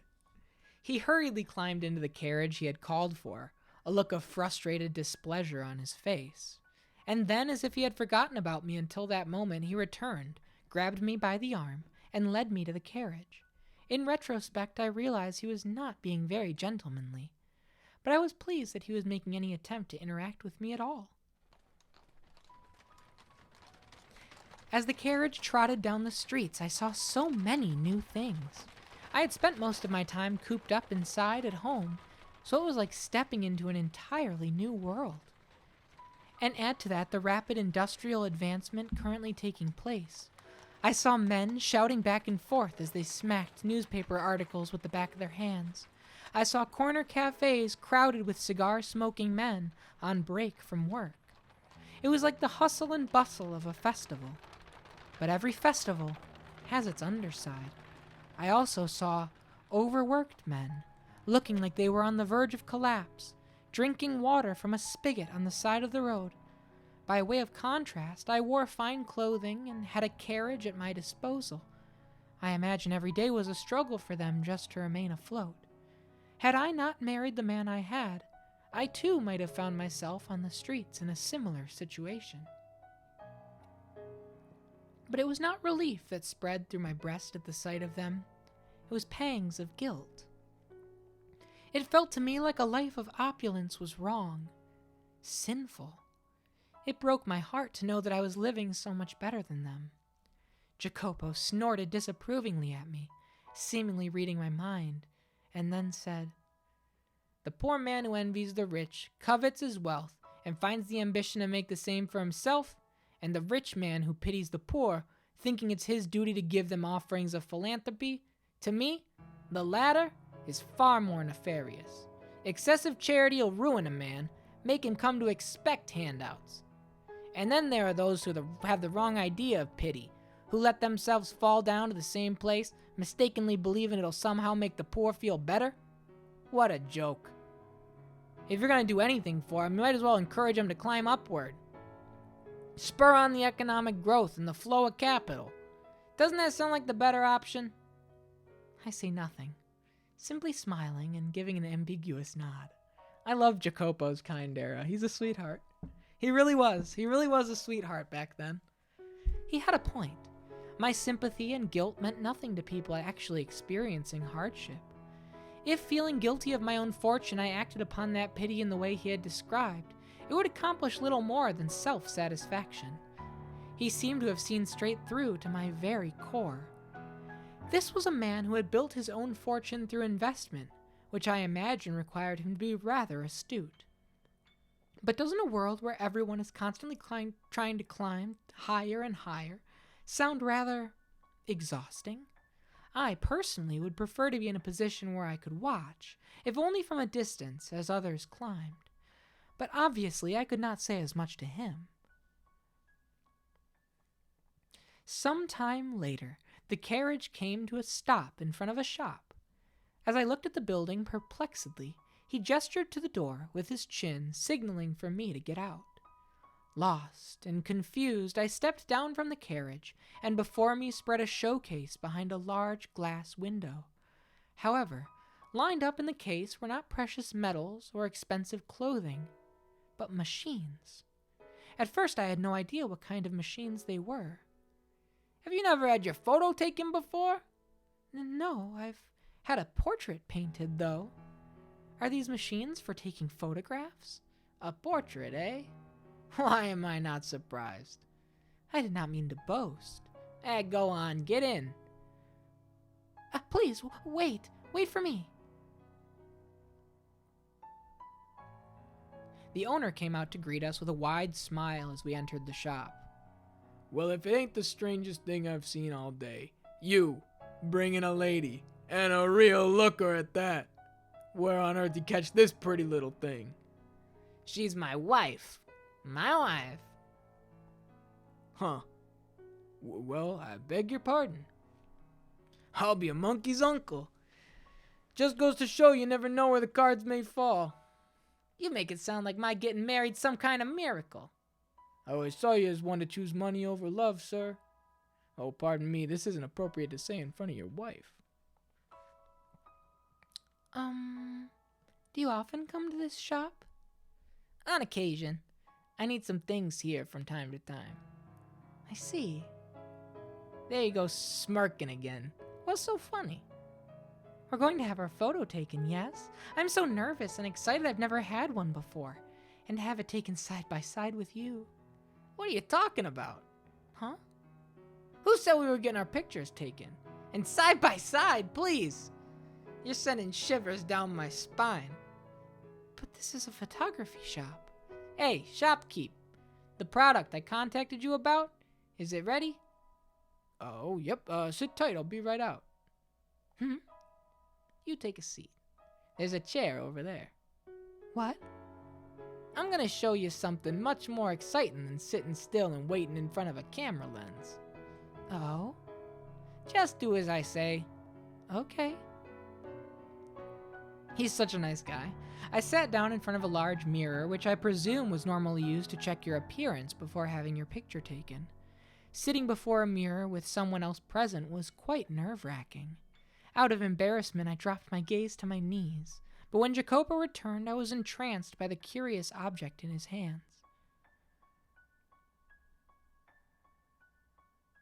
What is this? Do you know what persistence of vision is? Hey, your hat's a little small, Jacopo. The human eye does not perceive the world 100% accurately. This is especially true for objects in motion. It remembers images for a short time, so if you put a new image in the place, your eyes perceives it as motion. Seeing for yourself will be faster than explaining it. You see the little slits in the disc? Look through the bottom one and into the mirror. Okay. Good, just like that. Now bring your head in close. Here goes. Standing behind me, he slid his finger across the top of the peculiar toy, causing it to spin gracefully.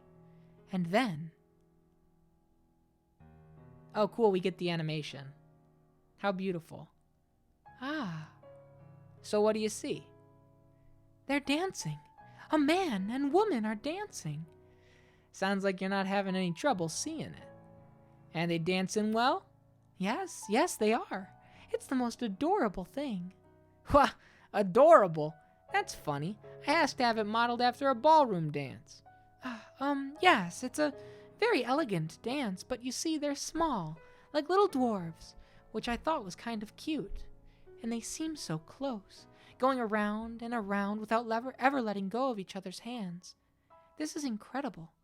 Why does it look like they're dancing? They were all lined up in a row a few moments ago. Goodness, I just explained that to you. It's playing a trick on your eyes. What you're seeing is lots of different pictures in a short period of time. To put it in words you might understand better. It's an illusion. Your eyes are being fooled into thinking the image is moving. An illusion? But they're dancing. They really are. And they look like they're having a wonderful time.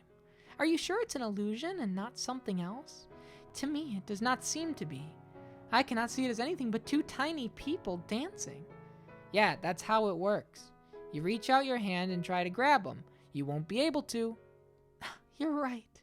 That's a shame. I didn't think you actually would. Oh my god, get a load of her. But it's the most precious thing. They look as though they're dancing atop my palm. I was mesmerized by the strange phenomenon. Pictures were moving, after all. Still images had begun dancing before me. It was almost as if God had breathed life into them. He had called it an illusion, but I could not grasp that. It was such an adorable, heartwarming sight. I imagined the two were off living in some other world, separate from our own. They looked so happy. I was almost certain that they were off dancing in their joyous world, free from all the sorrow and loneliness and pain of this one. Eventually, the speed at which they danced began to slow, as if they were resting their legs. I almost thought I could hear the sound of their feet with each step.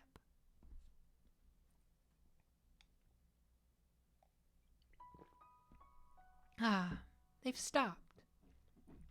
They can dance forever. They don't get tired. I see. I'm amazed such an incredible device exists in this world. It makes me wish I had gone outside sooner. I'm sure someone from as distinguished a house as yours has seen plenty of amazing things with your family. Hardly. I rarely ever left the house. I'm ignorant about the ways of the world. If you had not told me, I probably would have never known about moving pictures. The illusion of moving pictures. You like it? Yes, of course. More than the portrait you had painted? Yes, I do. The painting was wonderful too, but you can't seem to make up your mind. Go on, tell me, which do you like better? The portrait or this? I like this better. I see. He looks somewhat pleased. Though when it comes down to it, this is a simple trick only a child would fall for. Then I suppose that makes me a child. If it means I get to watch something as splendid as two tiny people dancing, I'll happily fall for the trick. Would you quit describing it as two tiny people dancing? You're gonna lose your head that far up in the clouds. Oh, I'm sorry. I don't know how else to describe it, though. It's a toy called a Phenakistoscope.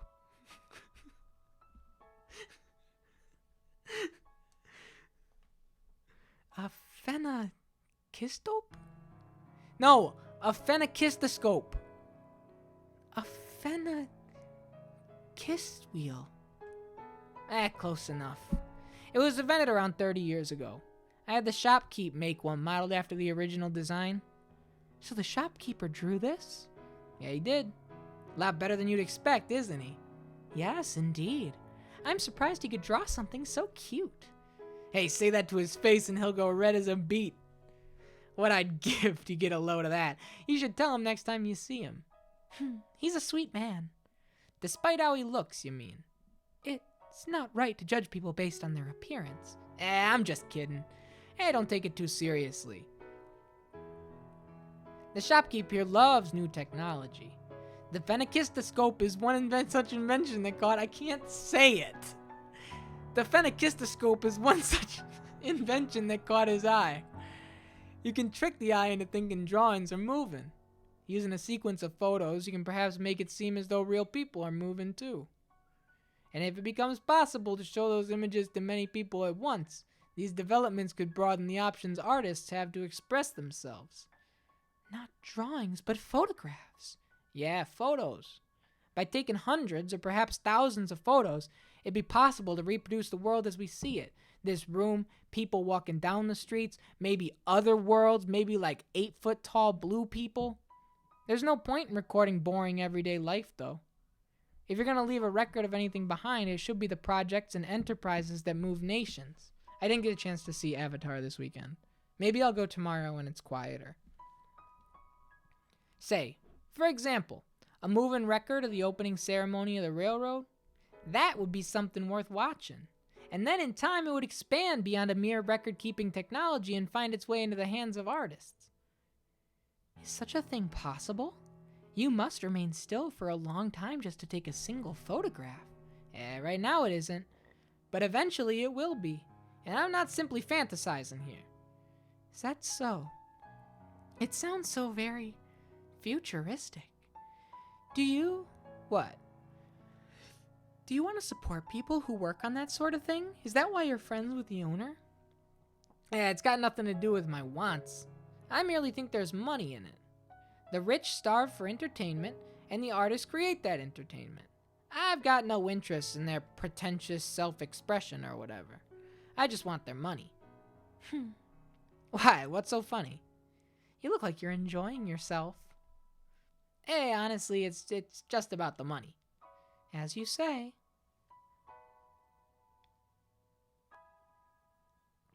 Alright, let's get moving. Next is dinner. What? We're leaving already? Does that displease you? No, not at all. To tell you the truth, I wanted to spend a little more time playing with the Phenakistoscope wheel, but I could not bring myself to say as much. Reluctantly, I approached the owner to return the wheel. Don't bother. Bring it with you. What? But if you don't want it, that's fine too. Just make your decision quickly, alright? You're making the driver wait. Having said that, Jacopo exited the shop. I alternated between looking at his back and the Phenakistoscope wheel to start debating what I wanted to do.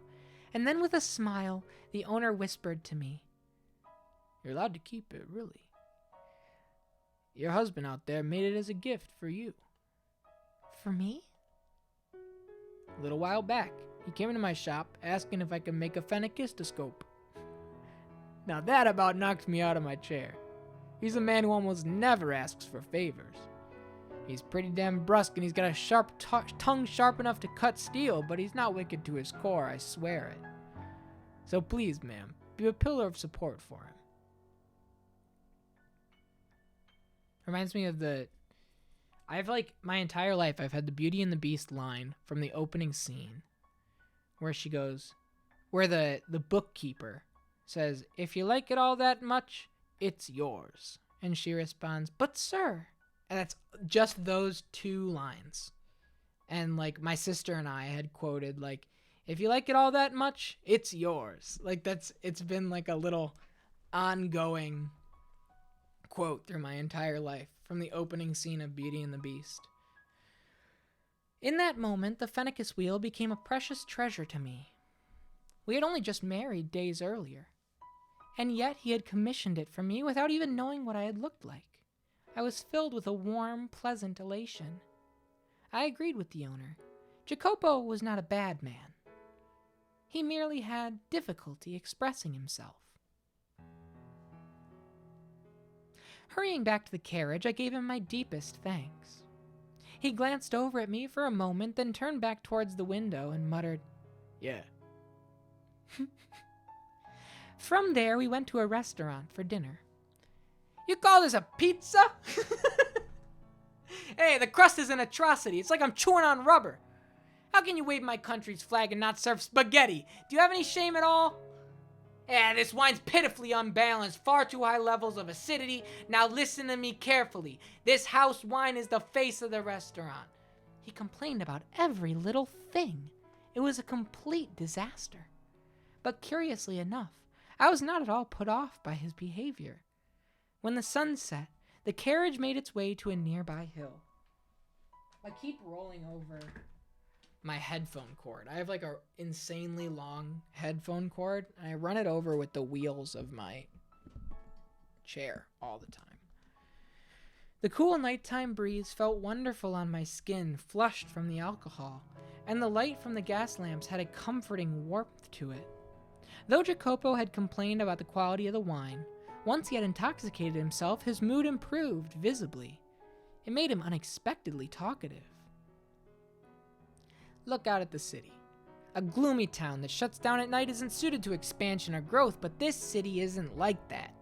You can see people walk in beneath the lamps. You can hear the bustle of them talking. This is a city that still has plenty of room to grow. As they ride the rising waves of the economy, many, many more people will gather here. More people means more money in circulation. More money means the city grows, companies are founded, more goods are bought and sold. Will it really change so drastically? It can be difficult to see what's happening from the inside. The majority of the people just go about their daily lives, and the next thing they know, things are different. Bada boom, bada bing. Nah, I'd wager most don't notice the changes at all. Only those with eyes sharp enough to realize what's happening can seize success. I can't afford to overlook even the most minute change. Do you have a dream of some kind? A dream? I'm not sure if it's easy enough to attain to call a dream. Others might call it greed or perhaps ambition. Don't laugh now. My intention is to make the world mine. The world? Yeah, the world. And to do that, you need neither physical strength nor kindness, but money and influence. People have got no choice but to kneel before those forces. Why are you so intent on obtaining power? Because I want to change my country, I imagine. Your country? You're aware that I, like you, am an immigrant, right? I emigrated from an island in the Mediterranean, though not the same island as you. My country's a peculiar place where candor and violence go hand in hand.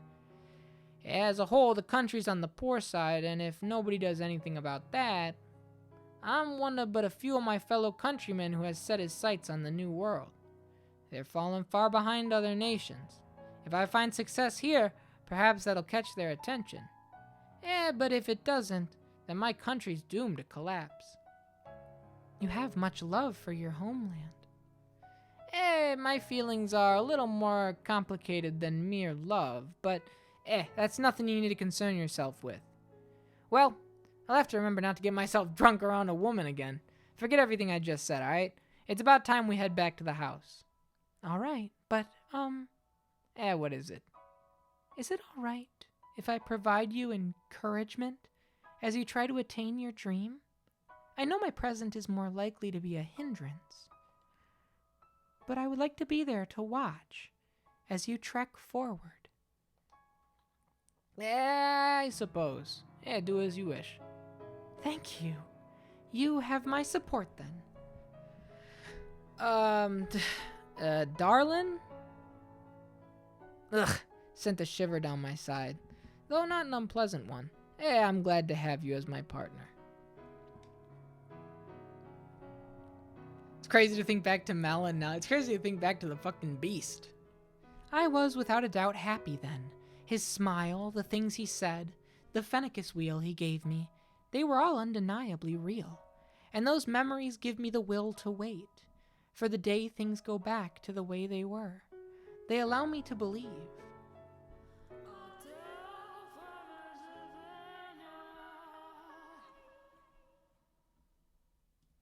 Shout out.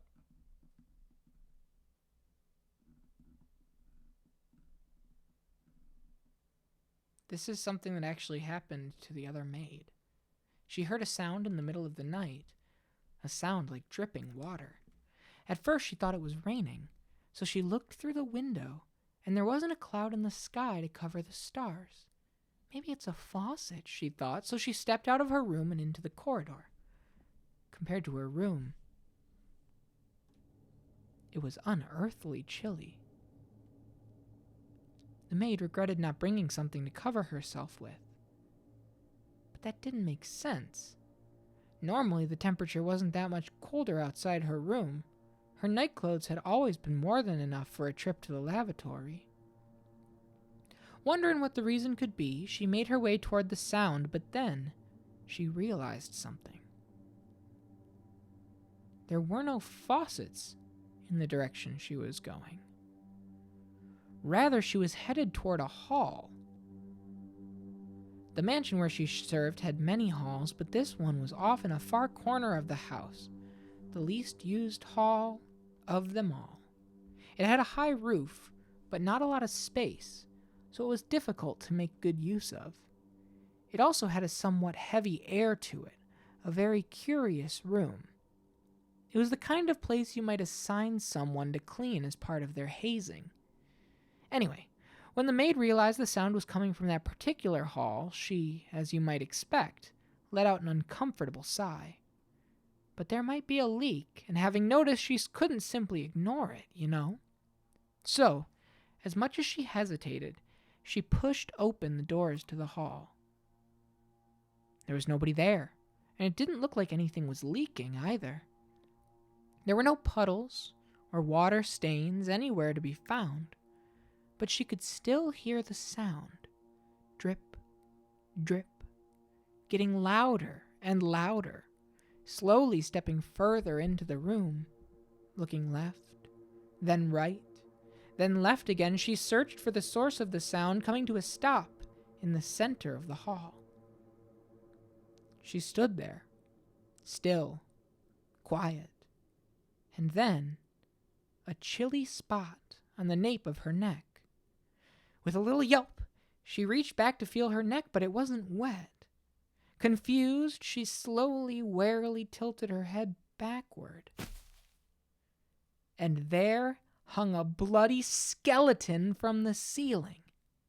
Ah! That's rich! Amazing! Oh my god, you scream like a little girl! Maria, you little...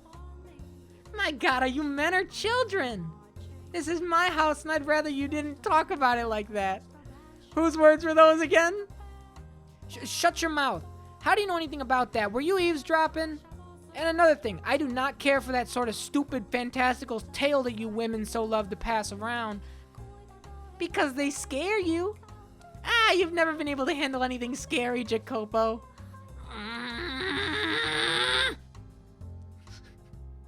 Whoa, don't glare at me like that. You're gonna destroy my sides.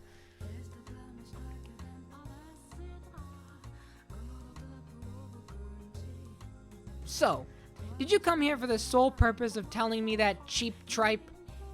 Acting tough after the fact just makes you look twice as much of a wuss. Well, I mean, I did make up a good half of it, but the maid really did hear a sound in the middle of the night, and it came from the back of the hall of this very mansion. Did you know they say it used to be a chapel? Again, I have no interest in you women's little ghost stories. Is that so? You sure you're not just scared? Maria. Well, that said, the rumors aren't completely unfounded. This is a pretty old mansion, and it's had a lot of work done to it. Kind of feels like it's barely holding itself together. Like a big old quilt with pieces from all different time periods. The back hall is one of the oldest patches. There's a huge window on the far end, and supposedly there used to be stained glass in it. It was a depiction of an archangel, they say. Such a shame. I wonder when it was broken. If it were still there, I bet it'd be worth a fortune. I find that hard to believe. First of all, why would anyone put a chapel inside a mansion? You've got a point, I guess. Now how about you do some actual work instead of distracting yourself with all this nonsense? I do work, but the other maids can be a bit nasty, you know? Dealing with other women is like walking on glass. Am I to blame for that? What if I said you were? Hey, don't give me that look. They're just not fond of me, simple as that. Nothing you can do about it. Is that so? Oh yeah, I was talking to the madam. She was telling me you used to be quite the gentleman. Were you perhaps actually in love back then? You sure don't act like it, so it's easy to miss, but I guess you're not entirely made of steel.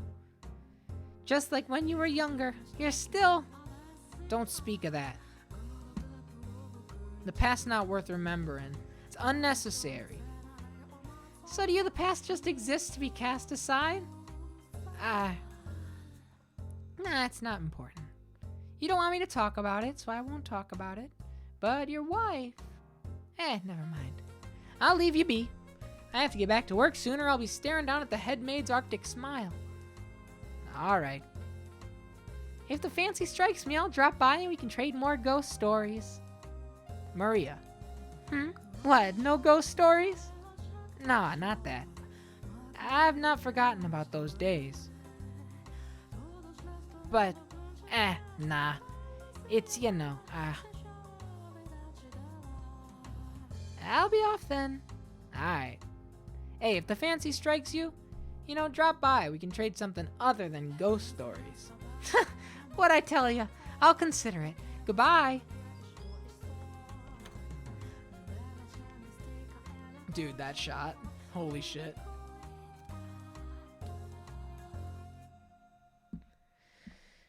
God damn it. I can't escape anything.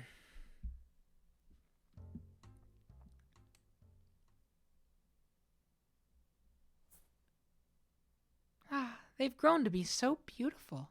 Such a wonderful fragrance. The scent of roses is so calming. I wonder why that is. Would it cause any trouble if I picked one? Well, hello there. Out for a midnight stroll, are you? Quite the peculiar hobby. Madam? Oh, I cannot spend as much time as I would like outside during the day, so I end up coming out at night. I apologize if I startled you. Oh no, not at all. There is a chilling, captivating beauty of your snow-white form standing there in the moonlit garden. I would hardly... what are you doing out so late? I saw a figure through the window.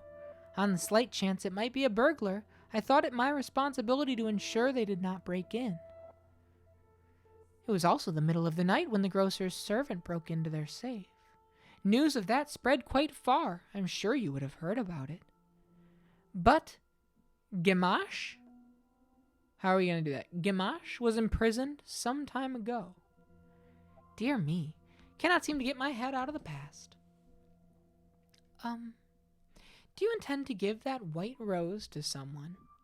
Yes, I was thinking about giving it to my husband. Why, expect he has little fondness for such feminine tastes. The scent of flowers has a truly calming effect. He might find it relaxing when he needs a bit of a reprieve from his work. Oh, is that so? You're very kind-hearted. Speaking of white roses, the rose he meant to give you was the same shade of white. Oh, he? But when you touched it, it turned a deep shade of red. Remember those days? Remember those days? We all remember those days. There was but a single white rose in the garden, so he was unable to give it to you as he had wished. In its place, he had a decorative rose fashioned for you. What exactly are you referring to? Oh dear, do you not remember? Then am I to assume you've forgotten what happened to the rose accessory as well? He wasn't able to give that to you either. But that time, because you rejected the gift, I'm not criticizing you for that decision, of course. You had a perfectly good reason for not accepting it. Heartbroken from having lost you, he buried the rose in this garden. Over the years, the roses in the garden withered away, and in their place grew a thick, unsightly nest of weeds. Many, many years later, that accessory was dug up by a beast. And, curiously enough, it had not a speck of rust on it. A beast? You do not remember him either. The foreign man who, through his interaction with you, almost regained his humanity. I'm sorry. I have no idea what you speak of. The only gift I have ever received from a man is my Phenakistoscope wheel. And furthermore, I have only lived in this mansion for a year. While the garden was not as thriving as it is now, it was certainly not in ruins when I had arrived. Because I had been taking care of it, yes. But for whatever reason, by my hands alone, I was unable to make it into anything quite as splendid as it is now. Once you arrived and began to work on it, however, well, just look around. You've restored it to its former glory, to the magnificence of the flaxen-haired family's time. I promise I'm not trying to fault you for anything.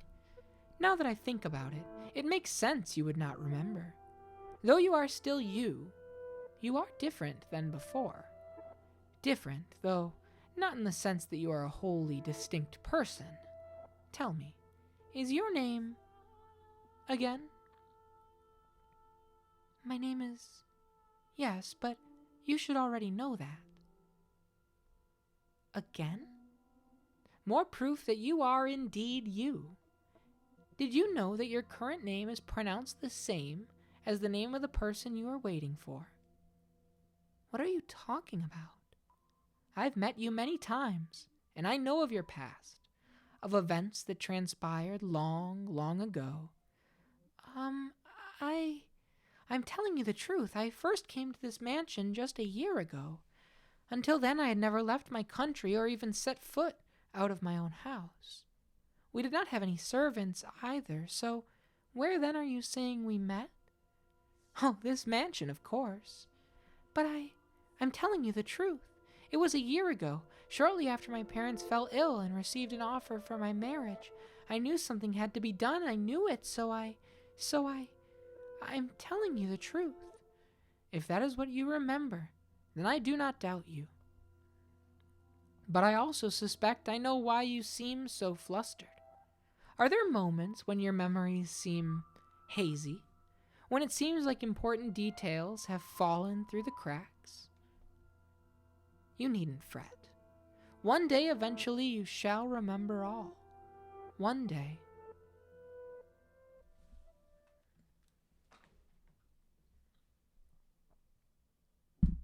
Yo, this is cool. Hey, what the hell is this? A white rose. Did she leave this here? A flower? What does she think she's doing? Is she trying to aggravate me? Oh, that garden. That damn rose garden's the whole problem. Flowers serve no purpose but to deceive. That garden's a sign of weakness. It's got no place in this house. He's burning the shit down. Approximately a week had passed since then. The white-haired girl was, as usual, spending her time in her room reading, staying inside the house. Then, Maria barged in. Madam! Madam! Oh my, you're out of breath. What happened? What happened is that we got a big problem. The garden. The rose garden. The garden? All the roses you put so much love and care into growing are being chopped down. Listen, we'll lose them all if we don't hurry. Upon hearing the news, the white-haired girl dashed from her room and toward the garden with Maria following close behind. What's up, Ezra? When she arrived, she saw a dozen or so sweaty, rugged men at work, with Jacopo shouting orders. The men clearly had no concept of how much a single flower was worth, and no concern whatsoever for their beauty, for they mercilessly, thoughtlessly hacked away at the shrubs like they were naught but weeds. Each flower they tore from the earth extinguished another of the many lives the white-haired girl had put so much time and effort into tending for. Hey, Jacopo, what are you? Oh, hello, Maria. I didn't expect you to come with her. Why? Why would you do? Why? Yo, why? It goes without saying. This house has no need of a damn garden. Damn flowers have no place here. Might as well do something worthwhile with the soil. A miniature railroad will be a better use of space. Certainly a great deal easier on the eyes. I could even get my hands on some genuine wheels. The same wheels being used on the revolutionary transcontinental railroad. 10, 20 years down the line, they'll be worth a fortune. Jacopo, you know how much this garden meant to me, don't you? Did it honestly have no place here? Flowers have a calming effect on people. They give you peace. They're not by any means worthless. So you're saying that white rose was some passive-aggressive way of telling me to calm down? No, not at all. I simply thought that you... Hey, at the end of the day, you're just using them for your own purposes. Listen, to trick and to deceive. To you, this whole rose garden thing is nothing but... Jacopo, you've gone too far. This isn't right. Gone too far. Hey, this is my mansion, all right? What I do with my property is my own business. And with that rose arch out of the picture, we'll have a much better view. There won't be anything blocking the sun any longer. Aren't you supposed to be sensitive to sunlight? Spend too much time out here and you're liable to fall ill. Get back inside now. You too, Maria.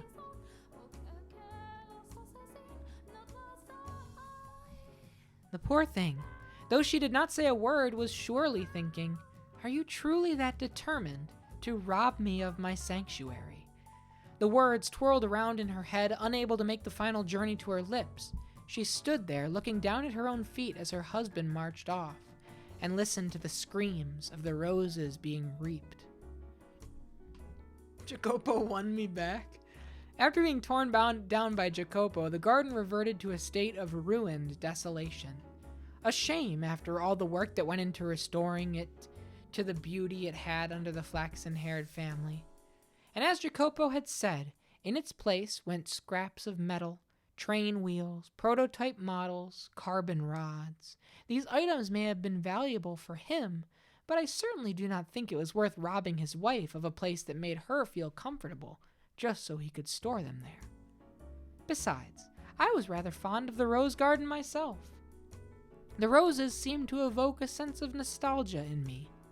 I felt as though somewhere far beyond the edge of my memories, I had seen another garden of roses, modest though it may have been, but I cannot remember when it was.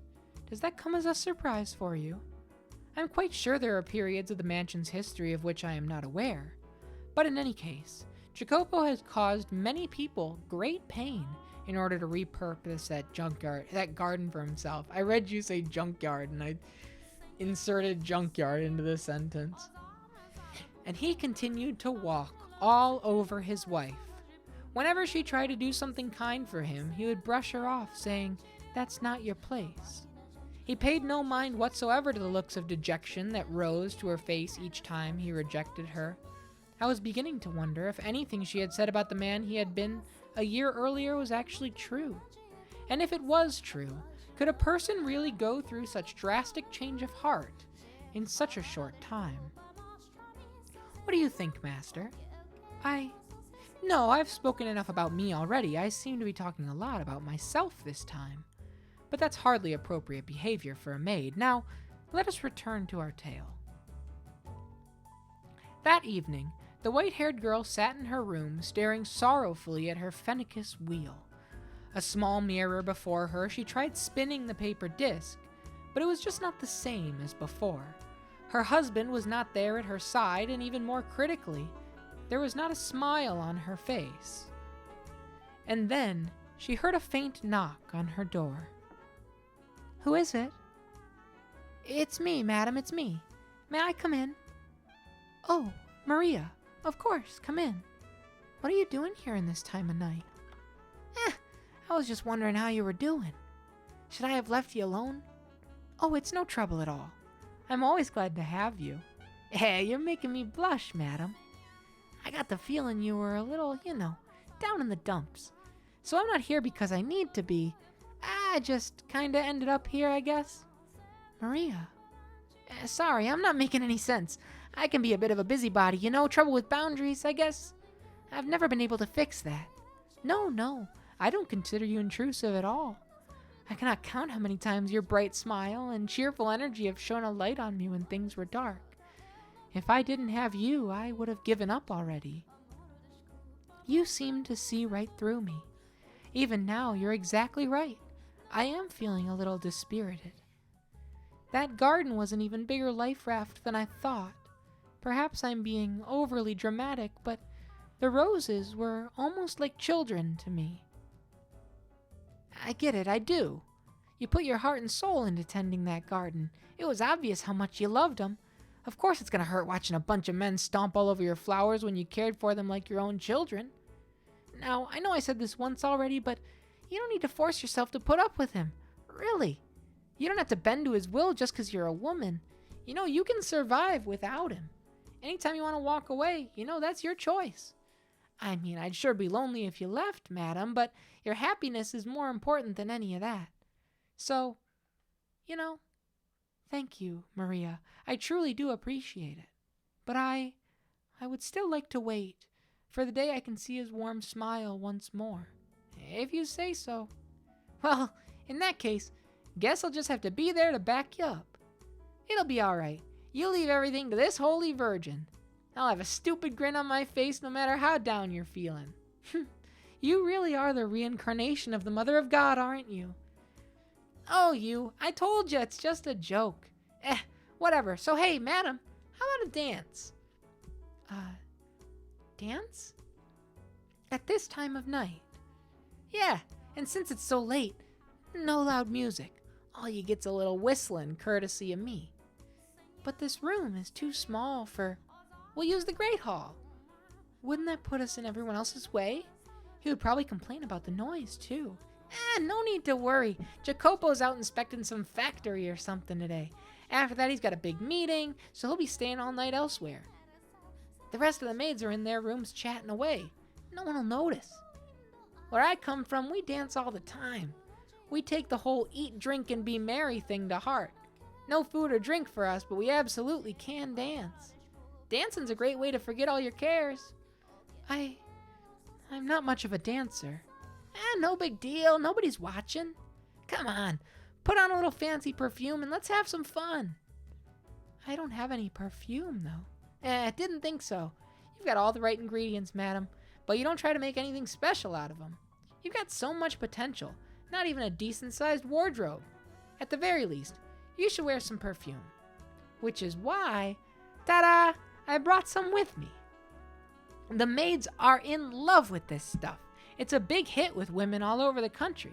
The base is vanilla, and it's got several other fragrances mixed in. Give it a try. It smells divine. But Maria, come on, what's the harm? Just splash a little on your wrist like so. What do you think? You were right. It smells wonderful. I know, doesn't it?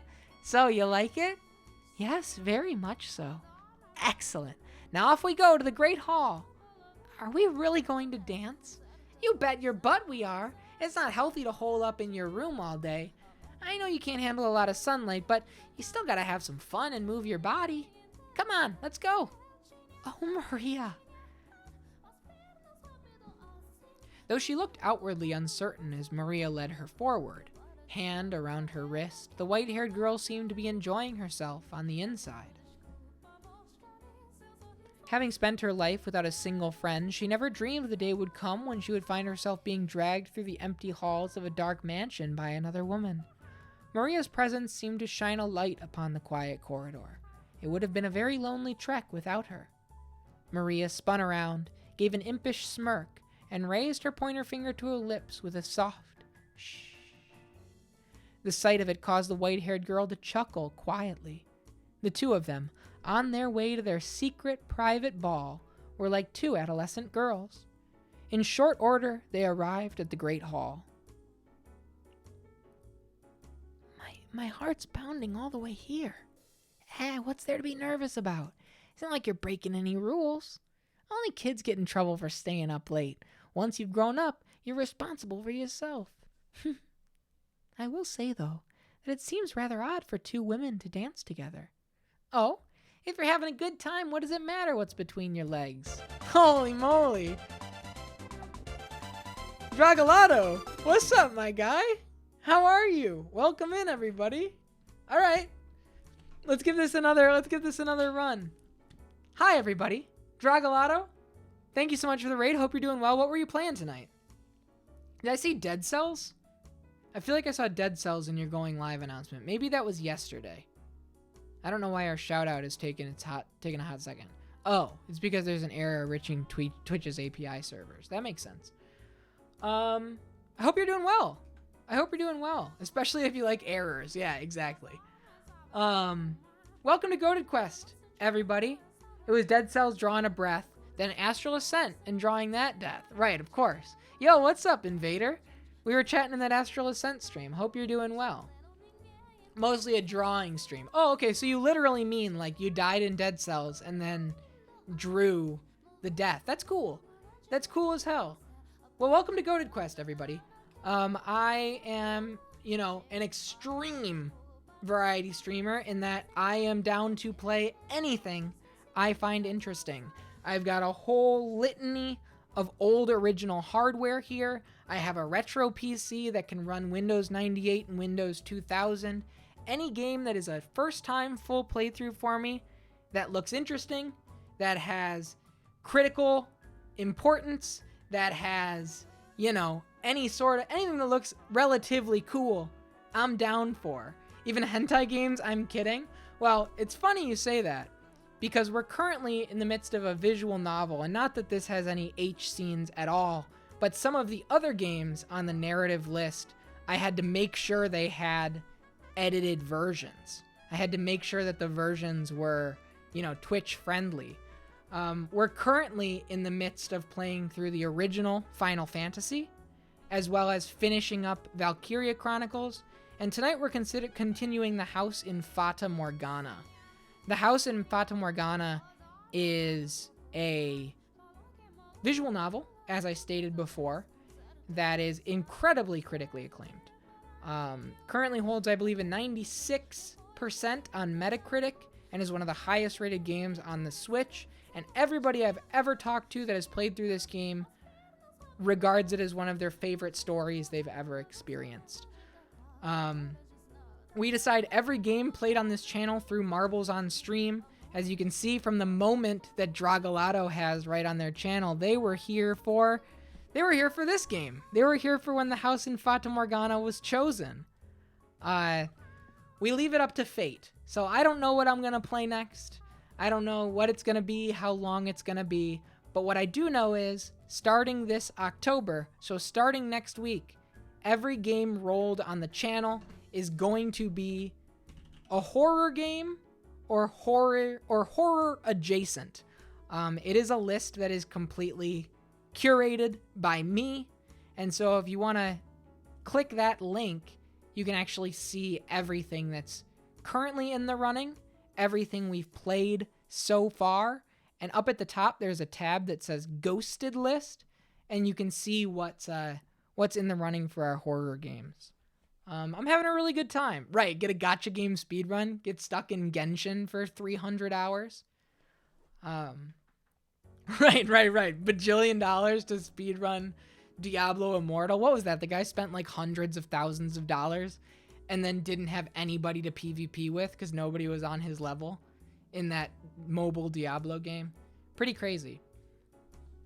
We are in the midst of a little secret dance between two characters, Maria and the white-haired girl.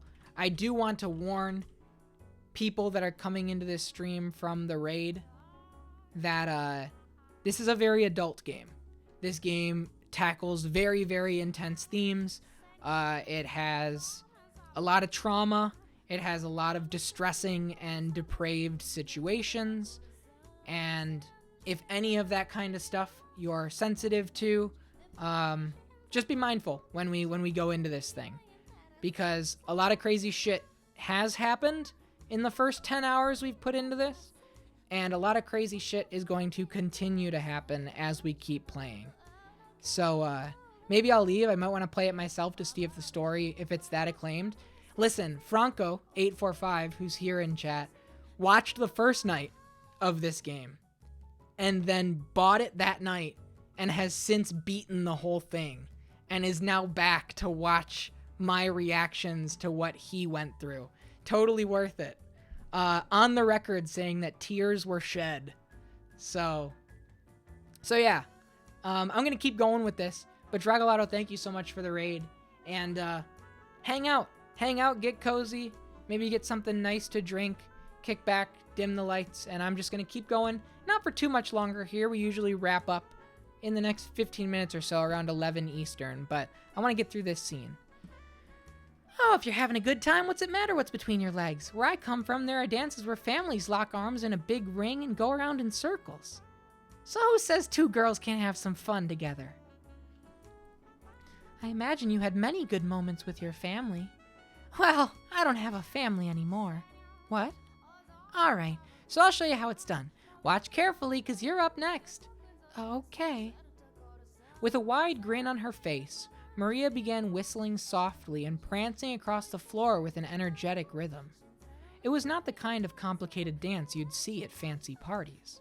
The motions were simple, flowing, unembellished, a folk dance, I suppose you might call it. She seemed to be improvising a little bit as well. But in any event, the white-haired girl was captivated. Despite it being a sequence of steps anyone could replicate, Maria breathed life into the dance. She was neither as lithe as an acrobat, nor as light on her feet as a professional dancer. She was her own lively, beautiful self. Maria twirled in place, the skirt of her maid uniform billowing gently up around her. With a smile, she extended her head toward the white-haired girl. She hesitated for a moment, but as if being pulled forward by some invisible force, she took Maria's hand. Hand in hand, Maria ushered the white-haired girl into her dance. It was just the two of them, but you could almost see the crowd forming around them, the other people stepping up to join in. "That's it, madam, doing great. Now lift your leg up, good, and spin like so." "This is not easy, Maria. I'm having trouble following along." You can do it. Looking good so far. You're a natural, madam." "Oh, Maria, I won't fall for your flattery." "No, I mean it." The whispers of the two girls, their muffled laughs, step, hop, step, step, the rustling of fabric, many different soft sounds layered atop one another, creating a little bubble of happiness in the center of the hall. The white-haired girl's movements were a great deal clumsier than Maria's, but Maria would never disparage her for that. On the contrary, she showered her with praise.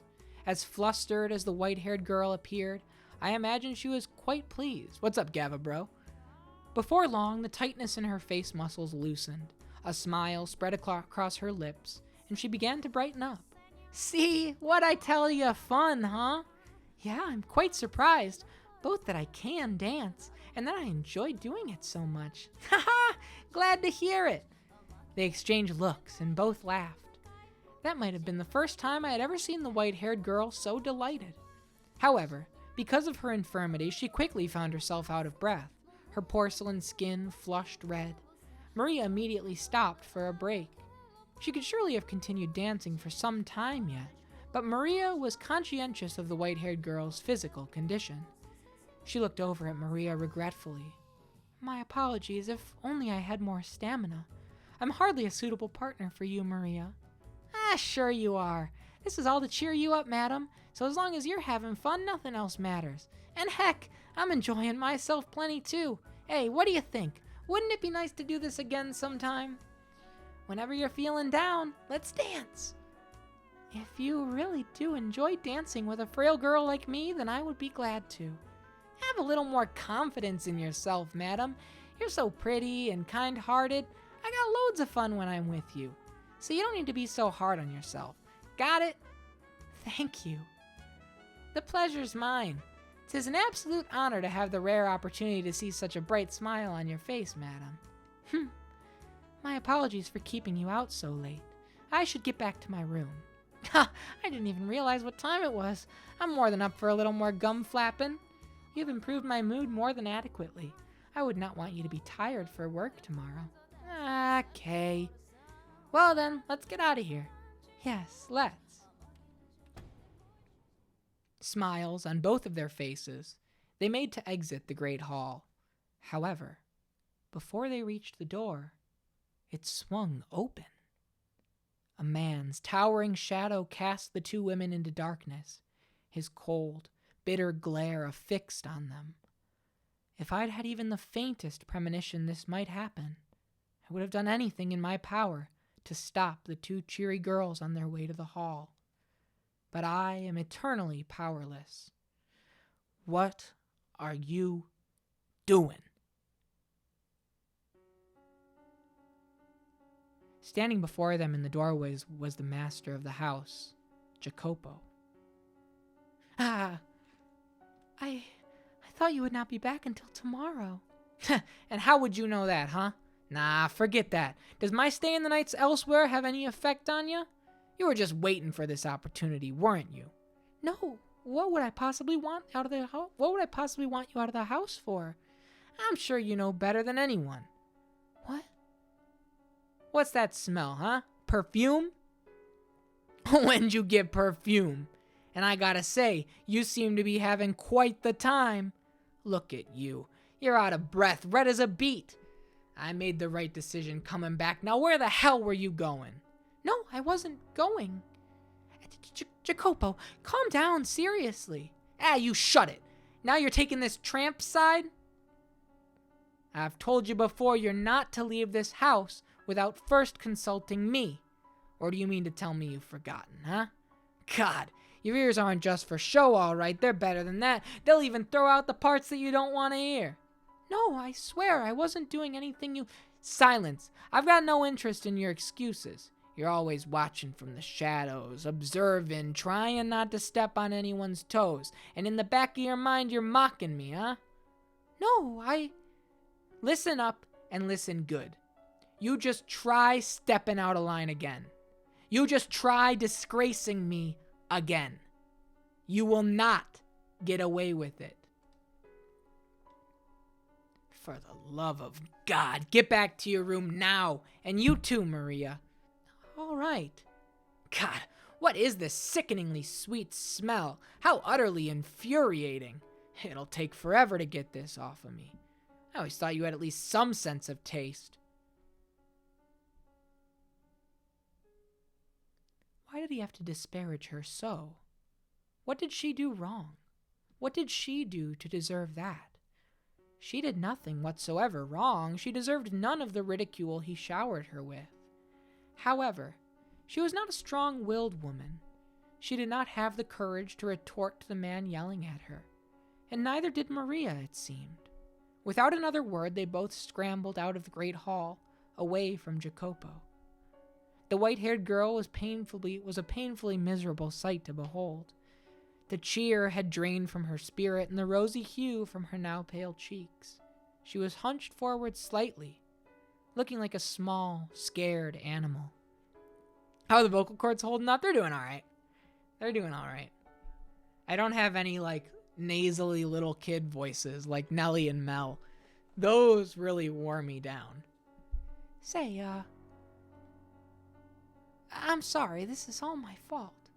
If I hadn't asked you to dance, and me bringing the perfume only made things worse. No, you need not feel bad about anything, Maria. Everything you did was with my best interests at heart. So, don't worry. I'll be fine. So, madam, I'll clear everything up.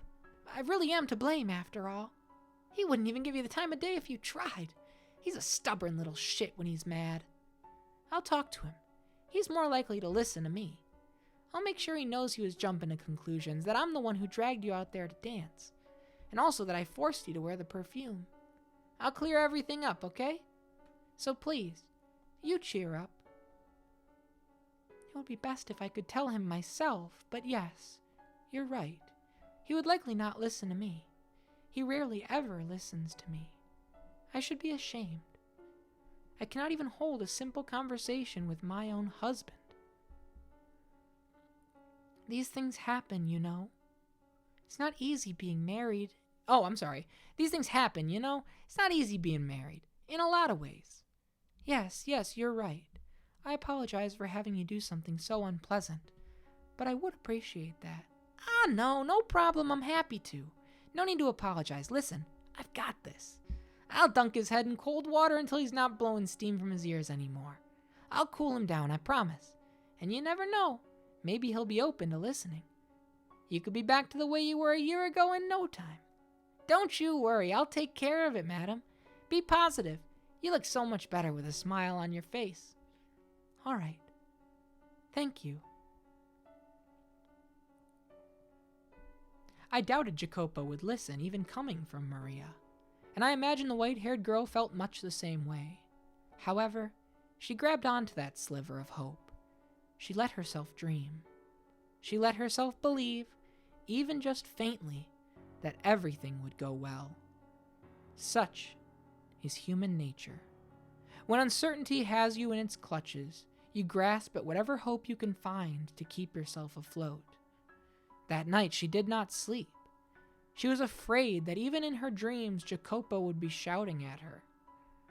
She felt as though her memories of a year prior were beginning to crumble away.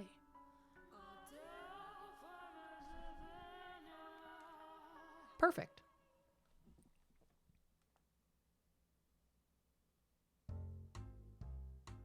Perfect. Next time,